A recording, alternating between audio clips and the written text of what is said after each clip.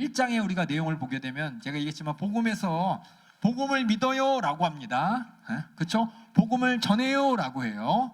전도, 복음을 전하는 것. 그래서 복음이라는 게 뭐예요? 물어보면은 기쁜 소식이에요, 예수님에 대한 뭔가인데요가 아니라, 정확하게 얘기했습니다. 두 가지 질문에 답하면은 복음을 아는 거예요. 전하는 거예요. 첫 번째 질문이 뭐였냐? 바로 예수님은 누구신가 라는 걸 내가 분명하게 아는 거예요.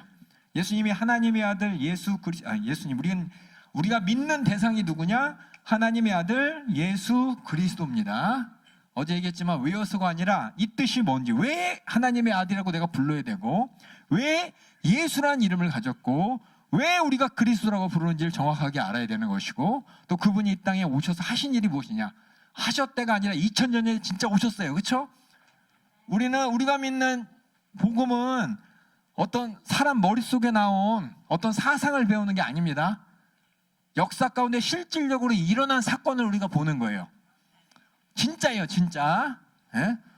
뭐 공자라든지 또 부처는 다 뭐냐, 자기가 막 참선을 하고 생각을 하고 공부를 해서 자기 머리에서 나온 어떤 사상을 가르쳤지만, 우리가 믿는 복음은 어떤 실질적으로 2000년에 이 땅에 일어난 사건을 우리가 보고 그 사건의 의미를 우리가 믿는 겁니다. 그래서 우리가 다른 종교가 아니에요. 우리는 진짜 하나님께서 2000년 전에 행하신 일을, 역사적인 사건이 역사지만 사실이에요, 사실. 그 사건을 통해서, 그 일을 통해서 하나님이 우리에게 가르쳐 주신, 말하고 싶은, 직접 하나님께서 말씀은 안 하셨지만 그 모든 사건을 통해서 우리에게 가르쳐 주고 싶은 하나님의 뜻을 발견하고 뜻을 믿는 게 우리의 믿음입니다. 그래서 우리가 그걸 다 합쳐서 복음이라 그러고, 그것을 알기 위해서는 우리가 믿는 대상이 누군지, 그럼 이분은 무엇을 하셨는지, 단답이 아니에요. 단답이야. 내가 알고 하는 거예요. 알고 얘기하는 겁니다. 여러분 머릿속에도 저도 마찬가지로, 아버지라고 했을 때, 아버지라는 어떤 가족 간의 어떤 아버지의 역할을 하는 게 아니라 우리 아버지가 생각이 나야 돼요. 무슨 말씀인지 알겠죠? 예수라는 이름의 저기 멀리 어떤 사람이 아니라 그 예수라는 분이 우리 안에서 확실하게 누군지를 알아야 돼요. 그래서 그거를 우리가 어떻게 하느냐, 알려줘서 하는 게 아니라 우리가 그분의 삶을 따라가면서 그분의 목소리를 직접 보고 확인하는 겁니다.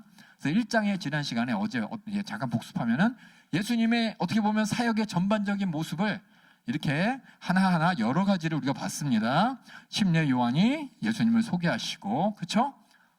그 침례 요한의 전파를 통해서 우리가 예수님이 하나님께서 구약 선지자를 통해서 예고하셨던 분이구나라는 걸 우리가 알게 되는 것이고, 두 번째, 침례를 받으실 때 나타난 여러 가지 사건을 통해서 예수님은 정말 노아 방주같이 우리를 구원하실 분이구나 라는 걸 또 알게 되는 것이고, 또 시험을 받는 사건을 통해서 예수님이 우리처럼 시험도 받으시는 분이구나.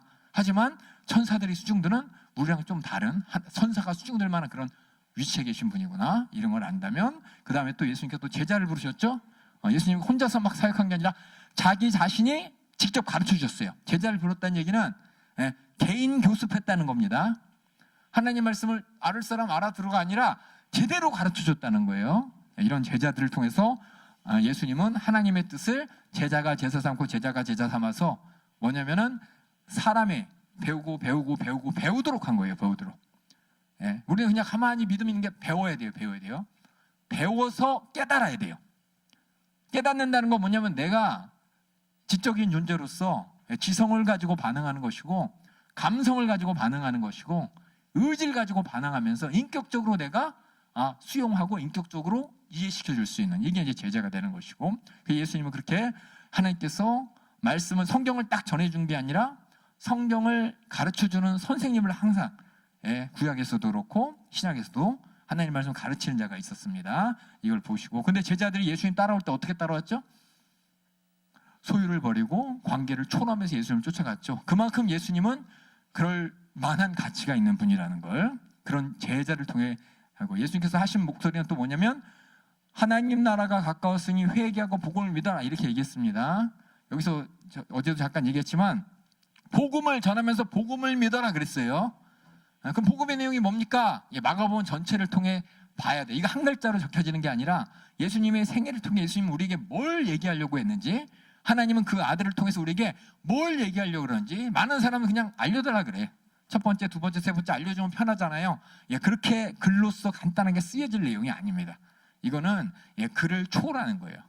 표현을 초월한, 우리 글자나 언어로 표현할 수 없는 어떤 가치와 하나님의 뜻과 또 우리에 대한 반응을 말씀하셨기 때문에 우리가 복음을 믿어라, 이것이 이제 마가복음 전체를 읽으면서 우리가 믿어야 될 내용이 뭔지를 이제 알게 될 것입니다. 이렇게 내 제자를 부르시고 그 다음에 더러운 귀신 들린 사람 고쳐. 이 귀신을 고치는 사람, 귀신을 이게 떠나보내는 이 사건이 여러분이 볼 때는 그냥 항상 있는 게 아니었다 그랬습니다.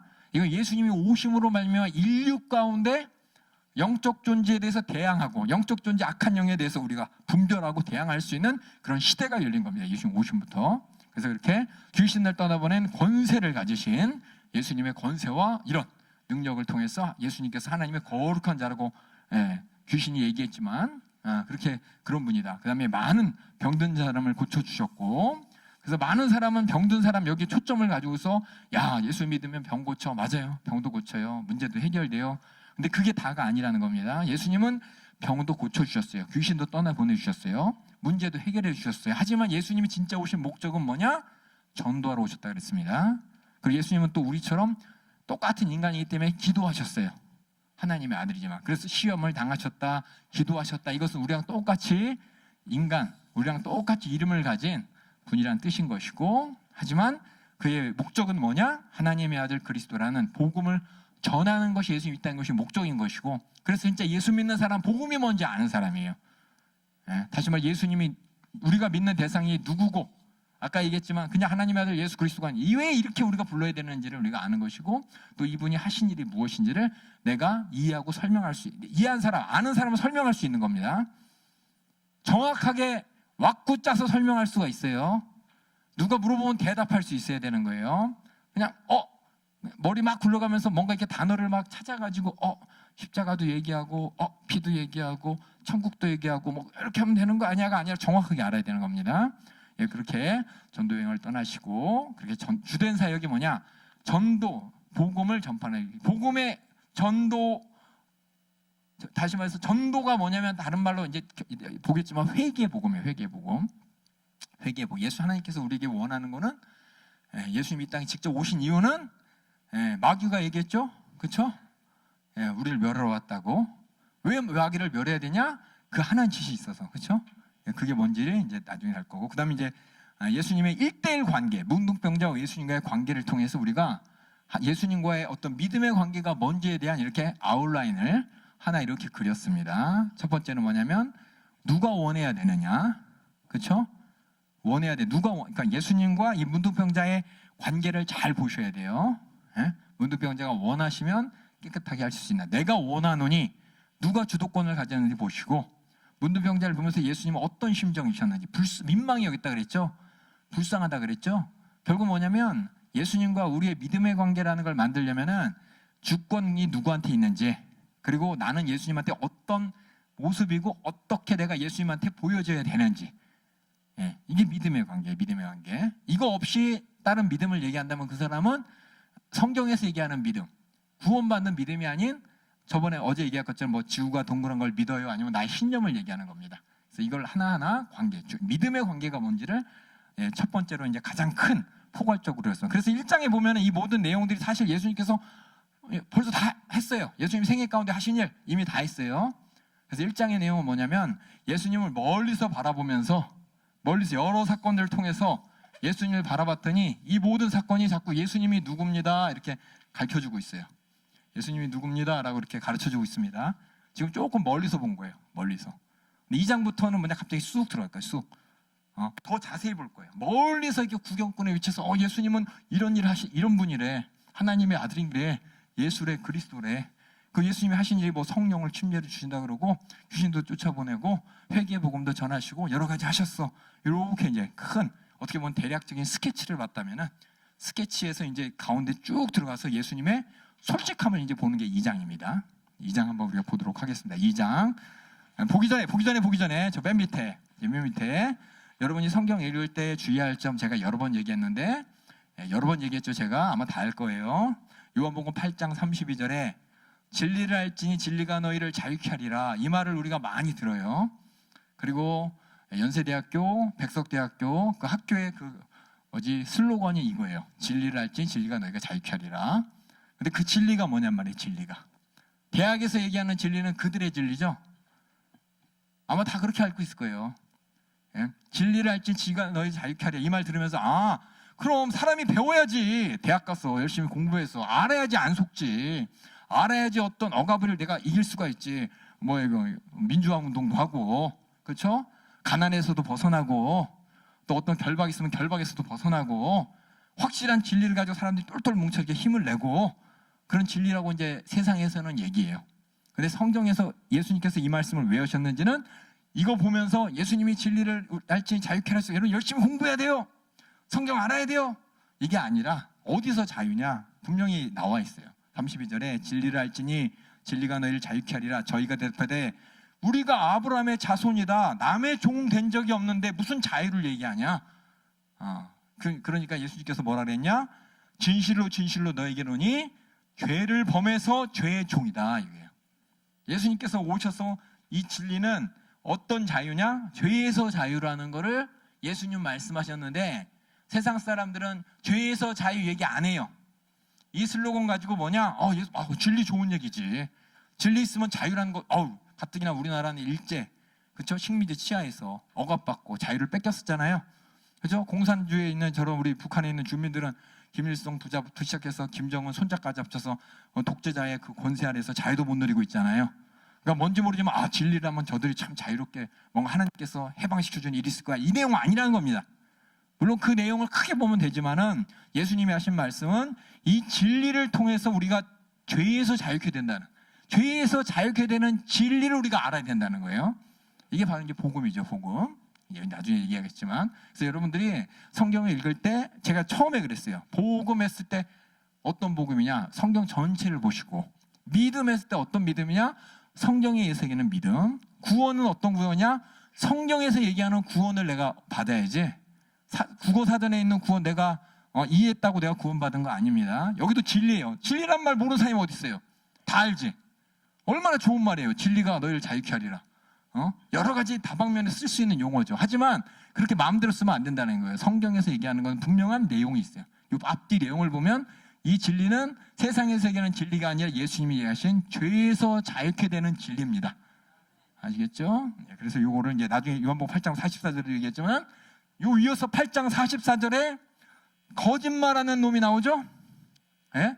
마귀가 거짓의 애비고, 그렇죠? 살인하는 자고, 우리 욕심부리게 만들어서 우리를 죽이는 자잖아요. 결국 그 마귀 계기에서 우리가 자유케 되는 진리를 알아야 된다는 것이 예수님이 하신 말씀이에요. 근데 이걸 그냥 세상에선 자기 마음대로 이해하기 때문에 여기 계신 분들 중에 혹시 누가 연세대 다니는 학생이 또 백석대에서 거기는 이제 잘 알겠죠. 신학교니까. 이런 얘기하면 그 진리가 뭔지 아냐고. 그럼 막 별의별 얘기 할 거예요. 그럼 정확하게 성경에서 이렇게 써 있다고 그 얘기하는 거라고 여러분이 좀 알려줄 수 있어야 돼요. 아무것도 모르고 그냥 정치가들이나 선동가들이 성경 구절 하나 딱 가져가지고 야 성경에 이렇게 됐으니까 여러분 우리 다 행복하고 평안하고 우리 다 복받아요. 성경 구절 하나 가지고 한다면은 진짜 그 성경 구절이 의미하는 걸 알고 하는지 모르고 하는지 여러분 분별하셔야 돼. 예? 그냥 정치가들이나 또 여러 가지 유명한 사람들이 성경 구절 딱 읊어대면서 야 땅에는 평화, 하늘에는 기뻐하는 자들의 평화로다. 땅에는 그쵸? 예수님 오셨을 때 막 성탄절에도 많은 얘기가 있잖아요, 그렇죠? 기쁘다 구주 오셨네. 왜 기쁘냐? 뭔지 모르게 괜히 기뻐. 그게 아니라 이 땅에 죄에서 해방될 수 있는 구세주가 오셨기 때문에 기쁜 것인데 기쁘다 구주 오셨는데 구주가 누군지도 모르고 노래 부르는 사람들, 구주가 어떤 구주인지 세상은 알려고도 하지 않고 성경을 모르니까. 그러니까 여러분들은 성경에서 얘기하는 이런 모든 용어들을 그냥 세상 용어로 알지 마시고 성경 안에 있는 의미로 아셔야 됩니다. 그거 얘기하는. 그래서 결국 여러분들이 성경 읽다가 궁금한 거 앞뒤 보면 다 나와요. 대부분 말씀드릴게요. 어떤 분들이 이제 설교할 때 성경 한 구절 딱 읽고서 얘기를 해요. 이게 되게 위험한 거예요. 성경 구절 읽고 거기다 자기 사상을 쏙 쑤서 넣어서 자기 방식대로 해석을 해. 근데 그 구절은 뭐냐? 앞뒤 문맥이 있어요. 앞내용과 뒷내용을 연결하고 설명하기 위한 구절인데 앞내용, 뒷내용 상관없이 자기 마음대로 해석한다면 그거는 어떻게 되느냐? 하나님 말씀을 잘못하는 거죠. 오용하는 거죠. 그래서 여러분들이 이게 마가복음을 통독을 하는 이유가 통째로 복음을 알고 그 안에서 예수님이 하신 목소리의 진짜 의미가 뭔지 우리가 발견해 가는 거기 때문에 이게 성경을 읽을 땐 쭉 앞뒤 문맥 다 이해하면서 읽으셔야 됩니다. 그래서 이렇게 읽으시면 2장 볼게요. 2장은 이제 뭐냐, 아까 전에 얘기했지만은 멀리서 우리가 믿는 사람이 누군지, 그분이 뭐 하는지 이렇게 봤다면 가까이 쑥 들어가서 몇 가지 에피소드를 통해서 마가가 이제는 뭐냐, 좀 더 예수님에 대해서 정확하게 딱 설명하는 거예요. 예수님이 누구고 뭐 하시는 분인지에 대한 설명이 2장부터 시작됩니다. 우리 2장 1절. 여기 2장에는 사건이 몇 개 나오냐? 3가지 사건 나오면 3가지 사건. 크게 어떻게 보면 4가지 사건이에요. 중풍 여자 고치시는 사건, 또 레위, 마태를 부르시는 사건, 그리고 바리새인들과의 논쟁. 어떻게 보면 3가지 사건이에요. 이 3가지 사건이 각자 있는 게 아니라 하나예요, 하나. 하나로서 예수님이 누구시고 예수님, 우리가 믿는 분이 누구냐, 이분이 하는 일은 뭐냐, 이거 설명하는 겁니다. 우리 2장 1절부터 우리 한번 쭉 틀어주세요. 마가복음 2장. 수일 후에 예수께서 다시 가버나움에 들어가시니 집에 계신 잠깐만. 다시 가버나움 들어가기 전에 어디 계셨어요? 생각 안 하셔야 돼. 어디 계셨어요? 문둥병자 고치고 그 다음부터 어떻게 했어요? 문둥병자한테 쉿 했죠. 근데 문둥병자가 가서 막 소리쳐가지고 사람들이 막, 그러니까 한적하고 도망 다니셨잖아요. 그러다 이제 다시 가버나움으로 들어가신 거예요. 지금 이런 상황을 여러분이 알고 읽으셔야지 그냥 예수님 어디 계셨나 보다가 아니라, 지금 예수님의 상황이 어떤 상황이냐? 예수님은 전도가 주 우선인데 자꾸 그쵸? 사람들이 막 나 병 고쳤어 그러니까는 야 예수님 병 고쳐준대, 그리고 우르르 병 고치러 모이고 귀신 떠나버렸는데 우르르 모이는 거예요. 근데 예수님은 뭐 하고 싶어요? 복음에 대해 설명하고 싶은 거예요. 근데 사람들이 안 들으려고 해. 근데 다시 수일 후에 다시 가버나움이라는, 이게 어디냐, 베드로 고향이죠. 그렇죠. 갈릴리에 있는 조그만 마을이에요. 그 마을로 들어갔더니 예수님이 계신다 소문이 드니까 사람들이 어떻게 했어요? 우러 모여들겠죠. 모여드는 목적이 뭐냐? 그렇죠? 뭐예요? 그거예요. 뭐 전도고 뭐고 필요 없어. 복음이고 뭐고. 병 고쳤대잖아. 당장 내 육신의 현실의 문제를 해결해 준다니까 사람들이 우르르 모여드는 거예요. 그래서 2절 읽어주세요. 많은 사람이 모여서 문 앞에라도 용실할 수 없게 되었는데 예수께서 저희에게 도를 말씀하셨어요. 도를 말씀하셨어요. 복음을 말씀하셨어요. 복음의 내용은 이제 계속 읽어봐야지 알고 있습니다. 읽어주세요.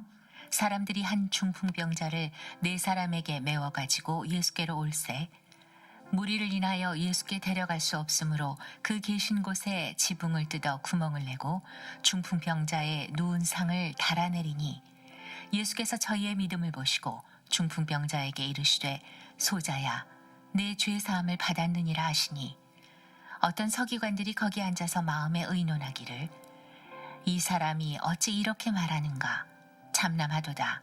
오직 하나님 한 분 외에는 누가 능히 죄를 사하겠느냐. 저희가 속으로 이렇게 의논하는 줄을 예수께서 곧 중심에 아시고 이르시되 어찌하여 이것을 마음에 의논하느냐. 중풍병자에게 내 죄 사함을 받았느니라 하는 말과 일어나 내 상을 가지고 걸어가라 하는 말이 어느 것이 쉽겠느냐. 그러나 인자가 땅에서 죄를 사하는 권세가 있는 줄을 너희로 알게 하려 하노라 하시고 중풍병자에게 말씀하시되 내가 내게 이르노니 일어나 내 상을 가지고 집으로 가라 하시니 그가 일어나 곧 상을 가지고 모든 사람 앞에서 나가거늘 저희가 다 놀라 영광을 하나님께 돌리며 가로되 우리가 이런 일을 도무지 보지 못하였다 하더라. 첫 번째 에피소드 통해서 우리가 알아야 될 것은 예수님은 누구시고 뭐 하시는 분이냐, 이거에 대한 답을 찾는 겁니다. 아시겠죠? 여기 보시다시피 예수님이 가버나움에 오니까 사람들이 다 모여들었는데 예수님은 거기서 도를 가르치는데 어떻게 보면 성질 급한 사람이죠. 그렇죠? 중풍병자를 친구들이 데리고 와서 예수님한테 고쳐주고 싶은데 사람이 하도 많으니까 지붕을 막 뚫어버렸죠. 지붕을 뚫을 때 얼마나 다급했으면 뚫었겠어요. 그렇죠? 그리고 예수님께서 확실히 고쳐주실 것이라는 확신이 있었기 때문에 뚫었지. 그리고 한번 가볼까가 아니라 확실히 고침받는다는, 그렇죠? 자신들이 인정을 하고 뚫었어요. 그리고 지붕을 뚫고 중풍병자를 내놓으니까 예수님께서 하신 말씀이, 여기 뭐라고 그랬어요? 예수님께서 소자야 뭐요? 내 죄 사함을 받았느니라. 우리 그런가 보다라고 하지만 사람들이 뭔 얘기야? 죄 사함이라니. 가뜩이나 거기 있는 성경을 잘 아는 서기관들이 뭐라 그러냐? 죄 사할 수 있는 분은 한 분이에요. 누구예요? 하나님만. 그러니까는 참나마다 어찌 이런 말을 하느냐. 하나님 말고 죄사할 수 없는데 이 사람이 하나님만 할 수 있는 일을 한다고 하네? 그랬더니 이렇게 웅통무성하는 걸 보고 예수님께서 알고 있죠. 알고 물어봅니다. 야, 중풍병자에게 두 가지 말아. 너 죄사함을 받았느니라. 중풍병자가 내올 때 너희들이 막 기대했지. 아, 예수님께서 고쳐주시려나? 기대했지. 기대하는 말을 하는 게 아니라 예수님께서는 죄사함을 받았느니라고 해서 사람들이 빨리 병이나 고치지. 저 얘기 왜 하는 거야? 서두교관들은 아니 하나님만 할 수 있는 뭔 얘기야? 참남한 거야. 하나님, 자기가 하나님이라고 하는 거랑 똑같으니까. 웅성웅성하니까 예수님 직접 물어보죠. 1번과 2번 어떤 게 쉽냐? 승찬아, 뭐가 쉬워? 사람들이 뭐라고 대답했겠어? 2번입니다. 2번이지? 그렇지? 2번. 이거는 선지자들 했잖아요, 그동안. 그래서 그들이 기대하는 바잖아요. 그러니까 차라리 2번이 쉽지 1번은 하나님이 하시는 건데 예수가 사람인데 어떻게 그거 가능해? 근데 예수님께서 뭐라 그랬냐? 쉽겠느냐? 안단 말이에요. 그러나 알아. 2번이 쉽다는 거 알아. 내가 이거 1번에 대해서 내 죄사함을 받으라는 것에 너희들이 어떻게 그럴 말을 할 수 있지? 이해가 안 가는 거 알아. 하지만 내가 이 말을 일부러 했다는 거야. 일부러. 예수님께서 일부러 사람들한테 뭐라 그랬냐? 내가 죄사하는 권세가 있는 줄 너희가 알게 하려고 했다는 거예요. 결국 예수님은 누구냐? 하나님의 아들인데 하나님처럼 죄를 사할 수 있는 권세를 가지신 분이라는 걸 사람들한테 알려주고 싶었어. 그 예수님께서 이 땅에 와서 예수님, 난 너 병 고칠 수 있어. 이걸 사람들이 알기를 바라는 게 아니라 예수님이 죄를 사하실 수 있는 하나님의 아들이다. 다시 말해 죄를 사해 주시려는 분이다라는 걸 알기를 원한 거예요. 예수님 이 땅에 오신 목적, 그걸 전도한 거예요. 그걸 전도를. 근데 사람들은 지금도 그래요. 이거 똑같이 마가복음을 읽어도 이 부분에서 이게 뭔 얘기야? 그러고 지나가요. 왜 사람들의 마음속에 뭐냐? 계속해서 영화나 드라마나 이런 데서 봤을 때 예수님이 막 이적을 일으키고 병 고치고 이것만 보면서 야, 하나님, 이것만 생각하지 죄의 문제에 대해서 무관심하단 말이에요. 특히 지금 살고 있는 20세기, 21세기 수많은 영화와 드라마가 나왔을 때 사람들이 무관심해요. 제작자도 무관심하고 각본 쓴 사람 무관심하고. 근데 성경은 분명히 예수님께서 힘주어서 얘기했어요. 내가 이거 너에게 알게 하려고 지금 일부러 얘한테 일어나 걸으라고 안 하고 네 죄사함을 받았느니라고 얘기한 거야. 물론 예수님은 능력이 있으시죠. 자, 네 상 가지고 가라. 이것도 하셨어요. 그러니까 사람들이 올려주세요. 그가 일어나서 상을 가지고 모든 사람이 다 하나님께 하나님이 하셨다고 인정하는 거예요. 사람들이.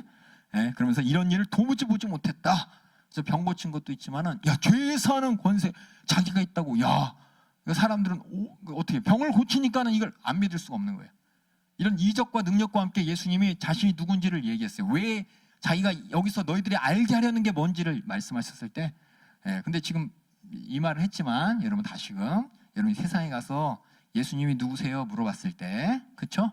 어제 우리 찬송이가 치료하시는 분이라 그랬어요. 그쵸? 근데 예수님이 가장 자기 자신을 사람들이 뭐라고 알아주길 기대할까라는 거예요. 이게 많은 사람이 예수님을 찾는 이유가 뭘까? 예수님은 나한테 어떤 문제를 가지고 오길 바라면서 이 말씀을 하시는 여러분이 정확하게 아셔야 돼.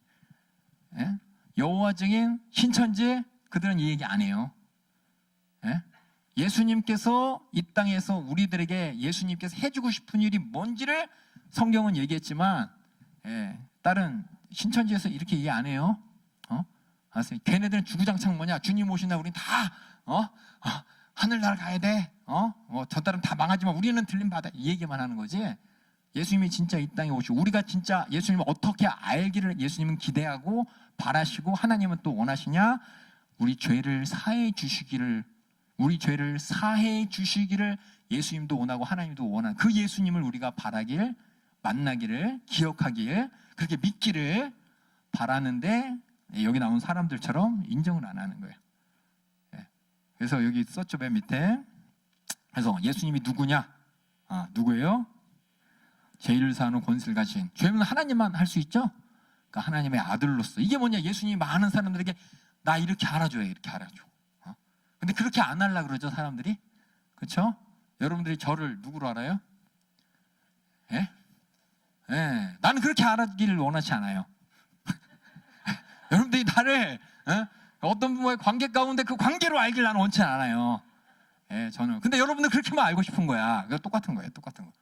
예? 내가 원하는 게 아니라 알고 싶은 대로 원하는 대로. 여러분 이제 정말 좋아하고 사랑하고 그분을 알고 그분의 관계 가운데 저를 이제 알려고 하지만은 솔직히 저는 그거보다는 그렇게 안 알았으면 좋겠다라는 게 솔직한 저의 심정이라는 걸 제가 고백하면서 왜냐하면 사람들은 자기가 알고 싶은 것만 하려고 그러지 나를 이렇게 알아주세요라는 것에 무관심하다는 겁니다. 예수님이 그래서 확실하게 얘기했어요. 나는 죄에 사는 권세를 가지고 너희 죄를 사해주는 권세를 내가 갖고 왜 그러고 싶다는 거야. 병 고쳐주고 싶다. 이거 할 수 있어. 하지만 진짜 해주고 싶은 거는 죄에 사는 권세를 가지고 이 죄를 사해주고 싶다는 게 예수님이 이 땅에 오신 목적인 것이고 그렇게 사람들이 예수님을 보고 믿어주길 예수님이 원하셨다는 겁니다. 그 다음에 한번 읽어볼게요. 그 다음에 레위를 부르면 13절부터 또 읽어주세요.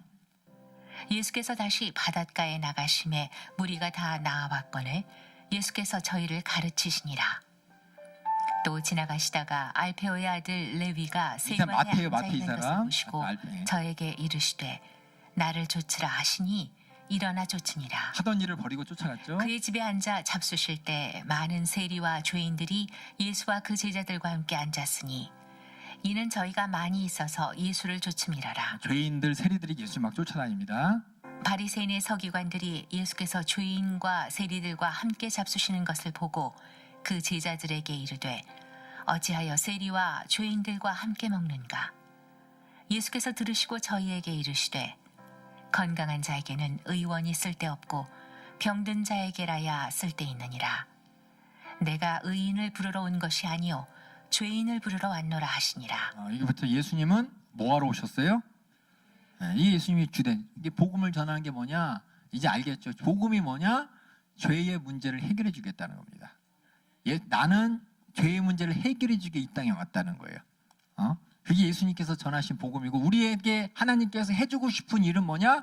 죄의 문제를 해결해 주고 싶다는 거예요. 예수님께서는 그래서 주된 이 두 가지 내용, 앞에 내용, 뒷 내용 두 개가 이게 연결되죠.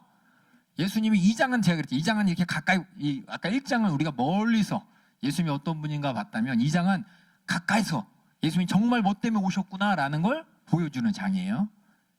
이게 뭐냐면 제가 여러분한테 그냥 이렇게 이게 마가가 쓴 의도예요. 의도. 우리가 성경을 읽을 때 쓴 사람의 의도대로 읽어야지 내 마음대로 마가복음, 마태복음 있는 내용이네. 읽지 마시고 앞뒤 내용을 다 합쳐보면은 마가가 무슨 얘기하고 싶으냐. 2장에서는 예수님이 이 땅에 온 진짜 목적, 많은 사람들이 꼭 알아야 될 목적, 이렇게 알아야 되는데 이렇게 안 알고 있으니까는 마가가 또 쓴 거예요. 초대교인들도 그 당시에 그렇죠? 많은 사람이 예수 이름으로 병도 고치고 그렇죠? 이적도 보고 그러면서 야 하나님 살아계시다라고 하지만 똑같아요. 지금 다른 예수 믿는다는 사람들 많은 사람들이 예수님에 대해서 어떻게 하느냐. 사랑의 하나님, 사랑 많으신 하나님, 우리의 친구 되시는 예수님, 우리를 걱정 근심을 다 해결해 주시는 예수님, 이 정도지. 예수님 앞에 진짜 예수님이 기대하고 바라는 죄의 문제를 가지고 와서 해결해 달라고 요청하는 그런 예수님을 바라보는 사람이 얼마나 되느냐 잘 보시고. 다시 말씀해, 신천지가 그래요? 여호와정이 그래요? 여러분 이게 중요한 게 이게 중요해요. 예수님을 바로 아냐 모르냐는 다 여기서 판가름나는 거예요. 여기서 많은 사람이 이적도 베풀고 기적도 베푸는데 그 안에 예수님이 정말 해주고 싶은 그 죄된 얘기가 없다면, 그것 때문에 우리가 예수님 믿어야 된다는 얘기가 없다면 그냥 병 고치고 나서 야 할렐루야 하나님이 하셨다 찬양합시다 끝. 그럼 뭐가 빠진 거야? 그래서 우리 교회는 그래서 뭐예요? 항상 우리 회개하잖아요. 우리 교회가 요란해서가 아니고 이게 진짜 예수님을 아는 거예요. 성경대로 우리가 신앙생활을 하는 겁니다. 그래서 우리가 그냥 무조건 기도할 그냥 어떤 의식적으로 하는 게 아니라 예수님은 계속해서 우리가 어떻게 보면 우리는 무관심해요. 저도 무관심했어요. 저도 그냥 손 들고 기도하니까 기도하고 회개 안 하면은 옛날에 사모님이 이렇게 돌아다니면서 눈 안 샜거든요. 그거 무서워가지고 왜냐면 세게 하거든 기도 세게 안 하면 그거 피하려고 이제 그렇게 했었던 얄팍한 생각 갖고 했었는데 실제로 우리 예수님께서 우리가 예수를 왜 믿느냐 여러분이 복음서를 통해 확인했지만은 이게 진짜라는 걸 여러분들이 목사가 얘기한 게 아니고 성경에 기록됐다는 거 이걸 잘 보시면서 그 다음에 그다음에 금실과 안식의 노제. 그다음에 이제 뭐냐? 아까 저기 서기관도 그렇고 바리새인과 서기관도 그렇고 예수님이 하는 일에 대해서 계속 딴지 거는 애들 있죠. 그렇죠? 딴지 거는 애들이 뭐냐? 이게 뭐냐? 예수님을 몰라. 그러니까 다시 말해서 하나님께서 예수님을 보낸 뜻도 모르고 하나님이 진짜 원하는 게 뭔지 모르는 애들이 바리새인과 서기관. 그들은 물론 하나님 말씀대로 자신이 산다고 해요. 성경 잘한다고 해요. 근데 몰라. 모르는 애들이 하나님을 어떻게 오해하고 있는지 지금 얘기하고 있는 겁니다. 우리 금식과 안식일의 논쟁 한번 쭉 읽어주세요. 요한의 제자들과 바리새인들이 금식하고 있는지라 혹이 예수께 와서 말하되 요한의 제자들과 바리새인의 제자들은 금식하는데 어찌하여 당신의 제자들은 금식하지 아니하나이까. 예수께서 저희에게 이르시되 혼인집 손님들이 신랑과 함께 있을 때 금식할 수 있느냐. 신랑과 함께 있을 동안에는 금식할 수 없나니 그러나 신랑을 빼앗길 날이 이르리니 그날에는 금식할 것이니라. 여기 보면 이제 금식을 왜 해요? 요한의 제자들 바리새인들이 금식하는 이유가 뭡니까? 금식하는 이유가 첫째는 뭐냐면 구약에서 그렇죠? 회개하니라고 금식했잖아요. 그렇죠? 금식을 통해서 그들이 상한 마음을 하나님께 내놓고 여러분이 알 거예요. 니느웨 성에서 요나가 그렇죠? 가서 니느웨 성에 가서 복음을 전했을 때 복음이 아니라 하나님 말씀대로 회개하라는 하나님 뜻을 전했을 때 아수르 제국의 니느웨 성이 죄를 뒤집었으면서 짐승까지 다 금식하면서 죄사함 받았다고 죄사함 받는 기회를 잡았잖아요. 그래서 대부분 금식의 주된 목적은 뭐냐면 자기 자신 하나님 앞에 회개하는 것이고 더 나아가서 죄의 문제 때문에 금식합니다. 다시 말해서 죄의 문제 때문에 금식하는 거예요. 근데 여기서 뭐냐? 예수님의 제자들은 왜 금식하지 않습니까? 쟤네들은 죄가 없어서가 지금 예수님의 제자들은 죄가 없어서가 아니라 누구랑 같이 있기 때문에 1장 저 앞에 있는 내용 해보세요. 뭐예요? 죄의 그쵸? 죄인을 찾아서 죄를 사할 수 있는 권세가 죄의 문제를 해결해 줄 분과 같이 있기 때문에 예수님을 통해서 죄 사함 받을 수 있기 때문에 금식 안 해도 된다고 지금 얘기하는 거예요. 그럼 우리 금식하지 마요. 그 얘기 차원이랑 틀린 겁니다. 이건 여기서 얘기하는 금식의 목적이 여러 가지가 있어요. 그렇죠? 우리가 하나님 앞에 정말 상한 마음을 내놓고 회개의 금식도 있고 우리 간절한 기대와 간구를 나타내기 위해 금식도 있는데 여기서의 금식은 뭐냐? 죄를 해결하기 위한 금식이야. 죄를 해결하기 위한 금식을 할 필요가 없다고 예수님이 말씀하고 왜냐하면 나랑 있으면 기뻐해야 돼. 그렇죠? 신랑이라니까 그럼 뭐 그게 아니라 옛날에는 잔칫날이 어떤 날이에요? 요새는 맨날 뭐 잔치니까 모르죠, 그렇죠? 맨날 뷔페 가고 소고기 뷔페 가고 그렇죠? 고기 뷔페 가니까 뭐 잔칫날이 매일매일이지만 옛날에는 잔칫날이 그렇죠? 결혼하는 날밖에 없잖아요. 저 시집장가 가는 날 그날 잔치한 날이지. 그 외에는 뭐 특별히 뭐 옛날 잔치날이 없었잖아요. 그때 이제 가서 한번 고기 국물에 입이라도 놓고 뭐 그런 시대였잖아요. 마찬가지로 예수님 시대도 그때도 빈궁한 시대였으니까 얘기하는 거예요. 신랑이 있으니까 금식할 필요 없다. 같이 즐거워 기뻐하는 날이라. 왜? 예수님께서 누구신지 아는 사람은 그렇죠? 예수님부터 죄사함 받은 사람은 그렇기 때문에 예수님 이거 뭐냐? 저 위의 내용하고 쭉 연결되는 거예요. 같이. 그러니까 모든 내용들을 그냥 하나하나 따로 보지 마시고 이어서 보셔요. 그럼 결국 예수님은 금식할 이유를 해결하실 분이기 때문에 그렇죠? 이것 때문에 예수님이 오셨으니까 예수님과 같이 있으면은 아직은 사실상 제자들이 예수님을 잘 몰라. 제자들도. 하지만 예수님은 그런 분이라는 것을 마가복음을 통해 지금 알려주는 겁니다. 예수님은 그렇게 알려주고 싶었어요. 예수님은 계속 그렇게 얘기했는데 못 알아먹고 있는 거예요. 제자들도 못 알아먹고 사람들도 못 알아먹고 있다는 걸 여러분이 알아두시지만 그래도 예수님은 계속 말씀하셨어요. 그 다음은 위에 그 다음에 예수님이 또 다른 얘기했죠. 21절 또 해주세요. 생배 조각을 낡은 옷에 붙이는 자가 없나니 만일 그렇게 하면 기운 새 것이 낡은 그것을 당기어 헤어짐이 더하게 되느니라. 새 포도주를 낡은 가죽 부대에 넣는 자가 없나니 만일 그렇게 하면 새 포도주가 부대를 터뜨려 포도주와 부대를 버리게 되리라. 오직 새 포도주는 새 부대에 넣느니라 하시니라. 다시 말씀드리면 뭐 생배조각, 낡은 조각 하여튼 옛 것과 새 것이 있어요. 그렇죠? 옛 것과 새 것. 옛날에는 죄사함 받으려면 금식해야 돼요. 예수님 오신 이후로는 우리가 죄사함 받기 위해선 예수님한테 기도하고 회개하고 죄사함 받을 수 있습니다. 그렇죠? 그렇기 때문에 우리가 예수님으로 더불어서 옛날에 그러니까 다시 말해서 생배 조각이고 얇은 옷 있죠? 그게 뭐냐면 예수 믿은 사람은 죄를 해결하기 위해서 옛날 방식으로 할 필요 없다는 겁니다. 예수 믿기 이전의 방식, 바리새인 서기관들이 했던 방식이 아니라 이제 우리는 뭐냐, 예수 믿고 나중에 우리 새 사람 되고 거듭났기 때문에 우리의 죄 해결 방법은 뭐라고요? 예수님으로부터, 그렇죠? 죄 사함 받는 방법이라는 거예요. 그 얘기하는 거예요. 그 얘기. 뭐 이거 있겠어. 뭐 새로운 해가 왔으니까 우리가 낡은 것을 다 버리고 이제 옷도 바꾸고 도배도 새로 하고 차도 바꾸고 생배 조각, 낡은 조각, 이런 얘기 아닙니다. 여기는 바리새인 서기관들이 죄를 해결하는 방법들, 예수님 오시기 전에 그들이 죄를 해결하는 방법들이 이제 예수 믿은 다음부터는 뭐예요? 예수님을 통해서 해결받기 때문에 그럴 필요 없다는. 그래서 신랑이 없다 이 얘기는 금식해야 돼요. 그렇죠? 그렇죠? 금식해야 되는 거예요. 예수님이 없기 때문에. 그래서 뭐냐, 낡은 조각과 낡은 포도주예요. 이게 뭐냐, 하나님 앞에서 예수님 말고 다른 방식으로 내가 죄를 해결하고 의롭게 하려고 하는 그런 노력들은 이제 예수님 오신 다음부터는 우리가 예수님 통해서 우리가 의롭게 되는 것이고, 예수님 통해서 제사함 받기 때문에 더 이상 옛날 방식이 이제 필요 없다가 아니라 이제 더 이상 우리가 안 해도 된다는 겁니다.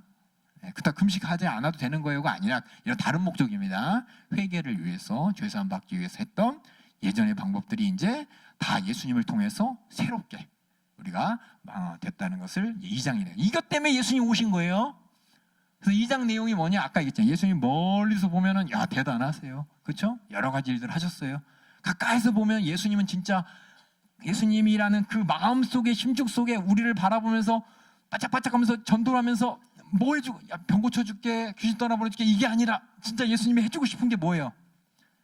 그래요, 우리 죄의 문제를 해결해 주고 싶었던 거, 어떻게 자신이 직접 죄를 사해주고 싶었던 거. 우리는 그래서 예수의 이름으로 죄 사함 받는 겁니다. 기도할 때, 그렇죠? 예수님의 십자가, 예수의 이름 믿어서, 그렇죠? 그래서 이게 이제 2장의 내용이에요. 이게 뭐냐? 복음의 핵심이에요. 핵심 뭐냐? 복음. 왜 행복하냐? 병 나서 행복해요. 귀신 떠나서 행복해요. 복음이 기쁜 소식이잖아요. 즐거운 소식. 그렇죠? 우리 사이좋게 문제가, 우리 가정에 경제적인 문제가 해결됐어요. 고통의 문제가 해결됐어요. 누가 우리를 겁박했는데 그 사람 벌 받아서 우리 자유케 됐어요. 이런 게 아니라 진짜 복음은 우리가 죄에서 자유케 됐기 때문에 죄라는 것에서 벗어날 수 있는 그 이전에 없던 진짜 하나님의 아들이 오셔서 하나님의 아들이 가르쳐 주신 방법으로 우리가 죄를 해결할 수 있는 이런 길이 열렸기 때문에 이게 복음이라는 겁니다. 그래서 2장 볼게요. 내려주세요. 잠깐 잠깐. 예. 그리고 그 뒤에 잠깐. 예, 한 가지 내용이 또 있죠. 뒤에 올려주세요. 미안. 한 가지 내용 또 안 했어. 그 내용 안에 안식일이라는 걸 볼게요. 안식일을 한번 23절부터 읽어주세요.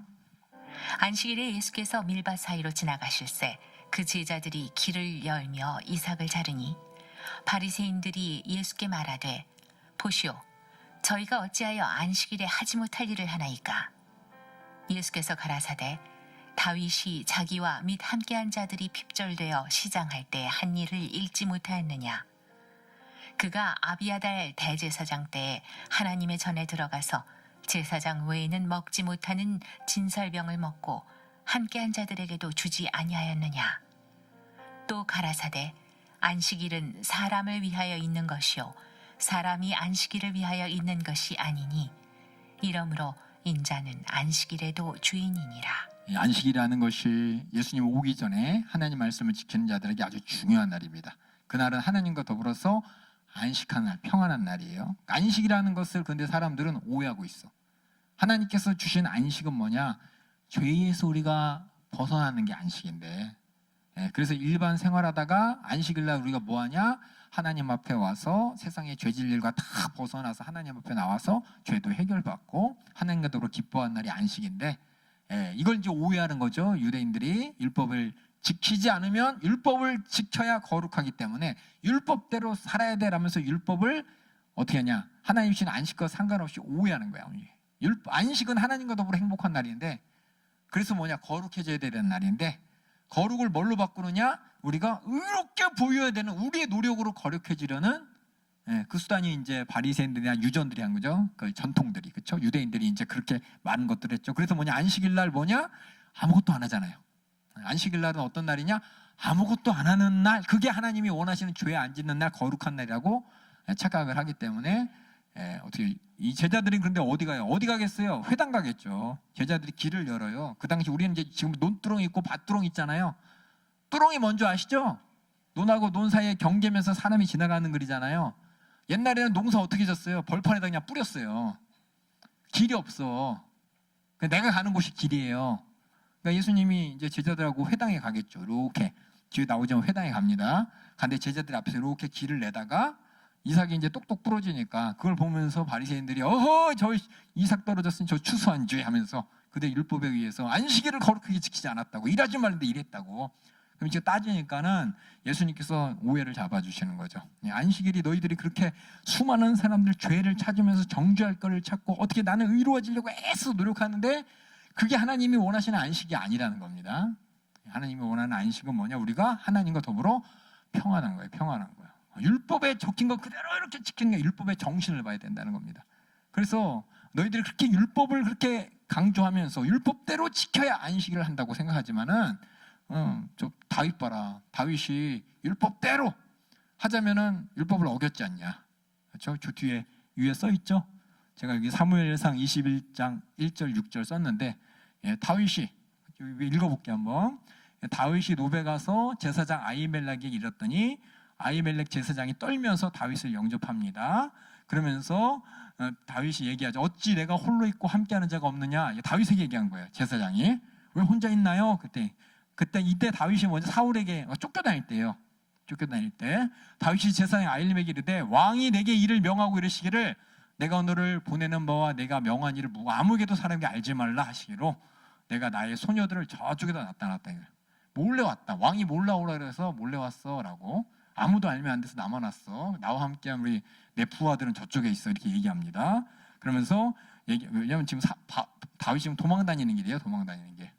그래서 배가 고파요. 그래서 혼자서 제사장을 찾아온 거야. 자기 쫓아다니는 수하들은 저기다 갖다 놓고.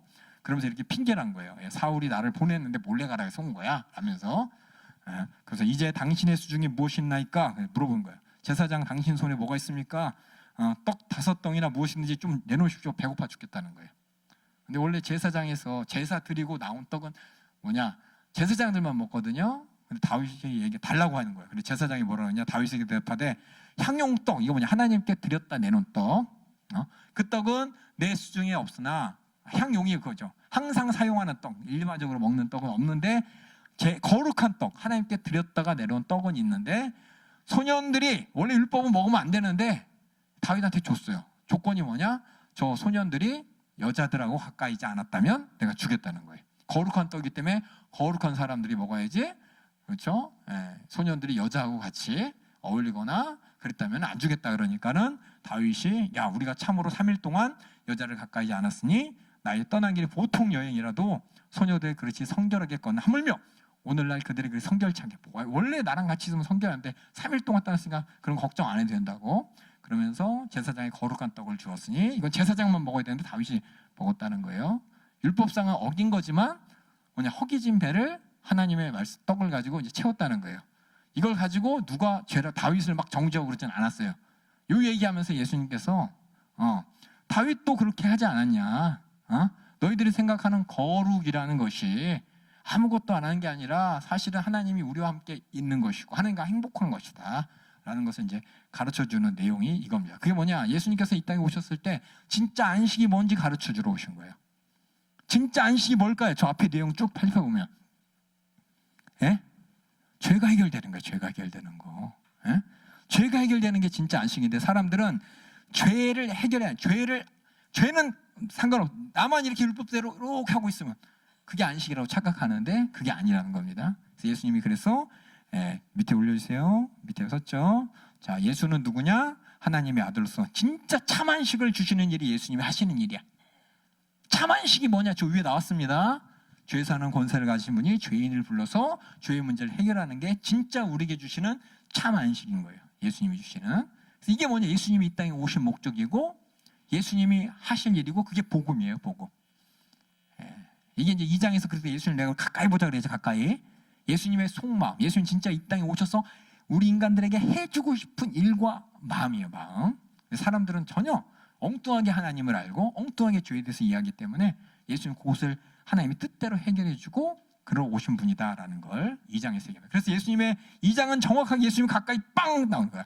멀리서 보는 예수님이 아니라 가까이서 예수님이 얼굴을 맞이하면서 나 이것 때문에 왔어. 나 이거 할 거야 라고, 너희가 나를 통해서 이거 해결받아야 돼 라고 하는 진짜 문제가 바로 성육신의 목적이 뭐냐?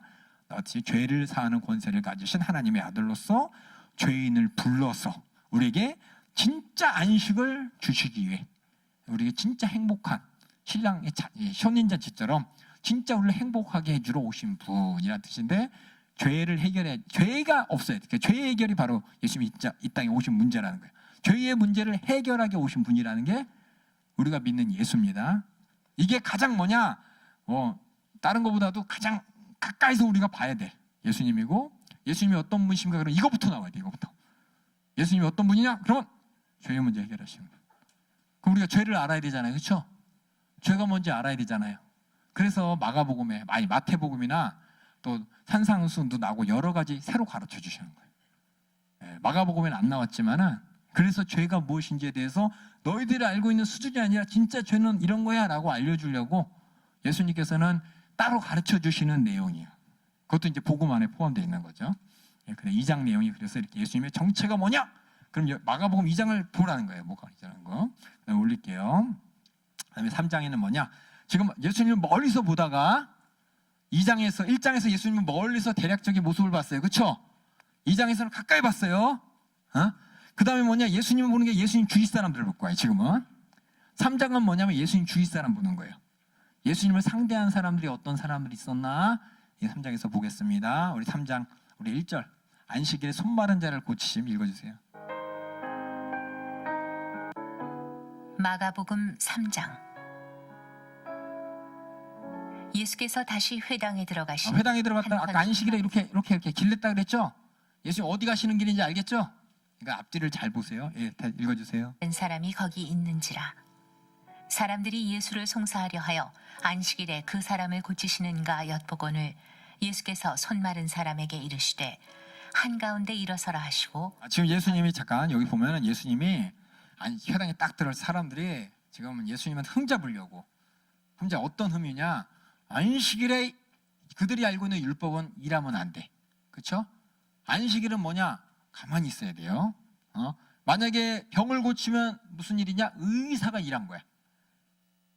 우리는 병 고치면 좋아하잖아요. 근데 유대인들은 그 당시에 뭐냐? 병 고쳐지면 그게 의사가 일한 거기 때문에 일한 거야. 그러니까 예수님이 그동안 병 고치고 귀신 떠나보는 사건을 다 아는 사람들이 예수님께서 회당에 딱 들어가실 때 가만히 보는 거예요.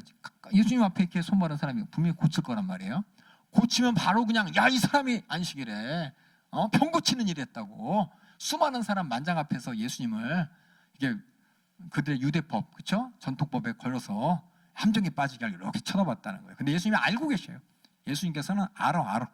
다 알아. 알고서 일부러 야, 너 이리 와봐. 대놓고 병 고쳐주려고 하는 거예요. 읽어주세요.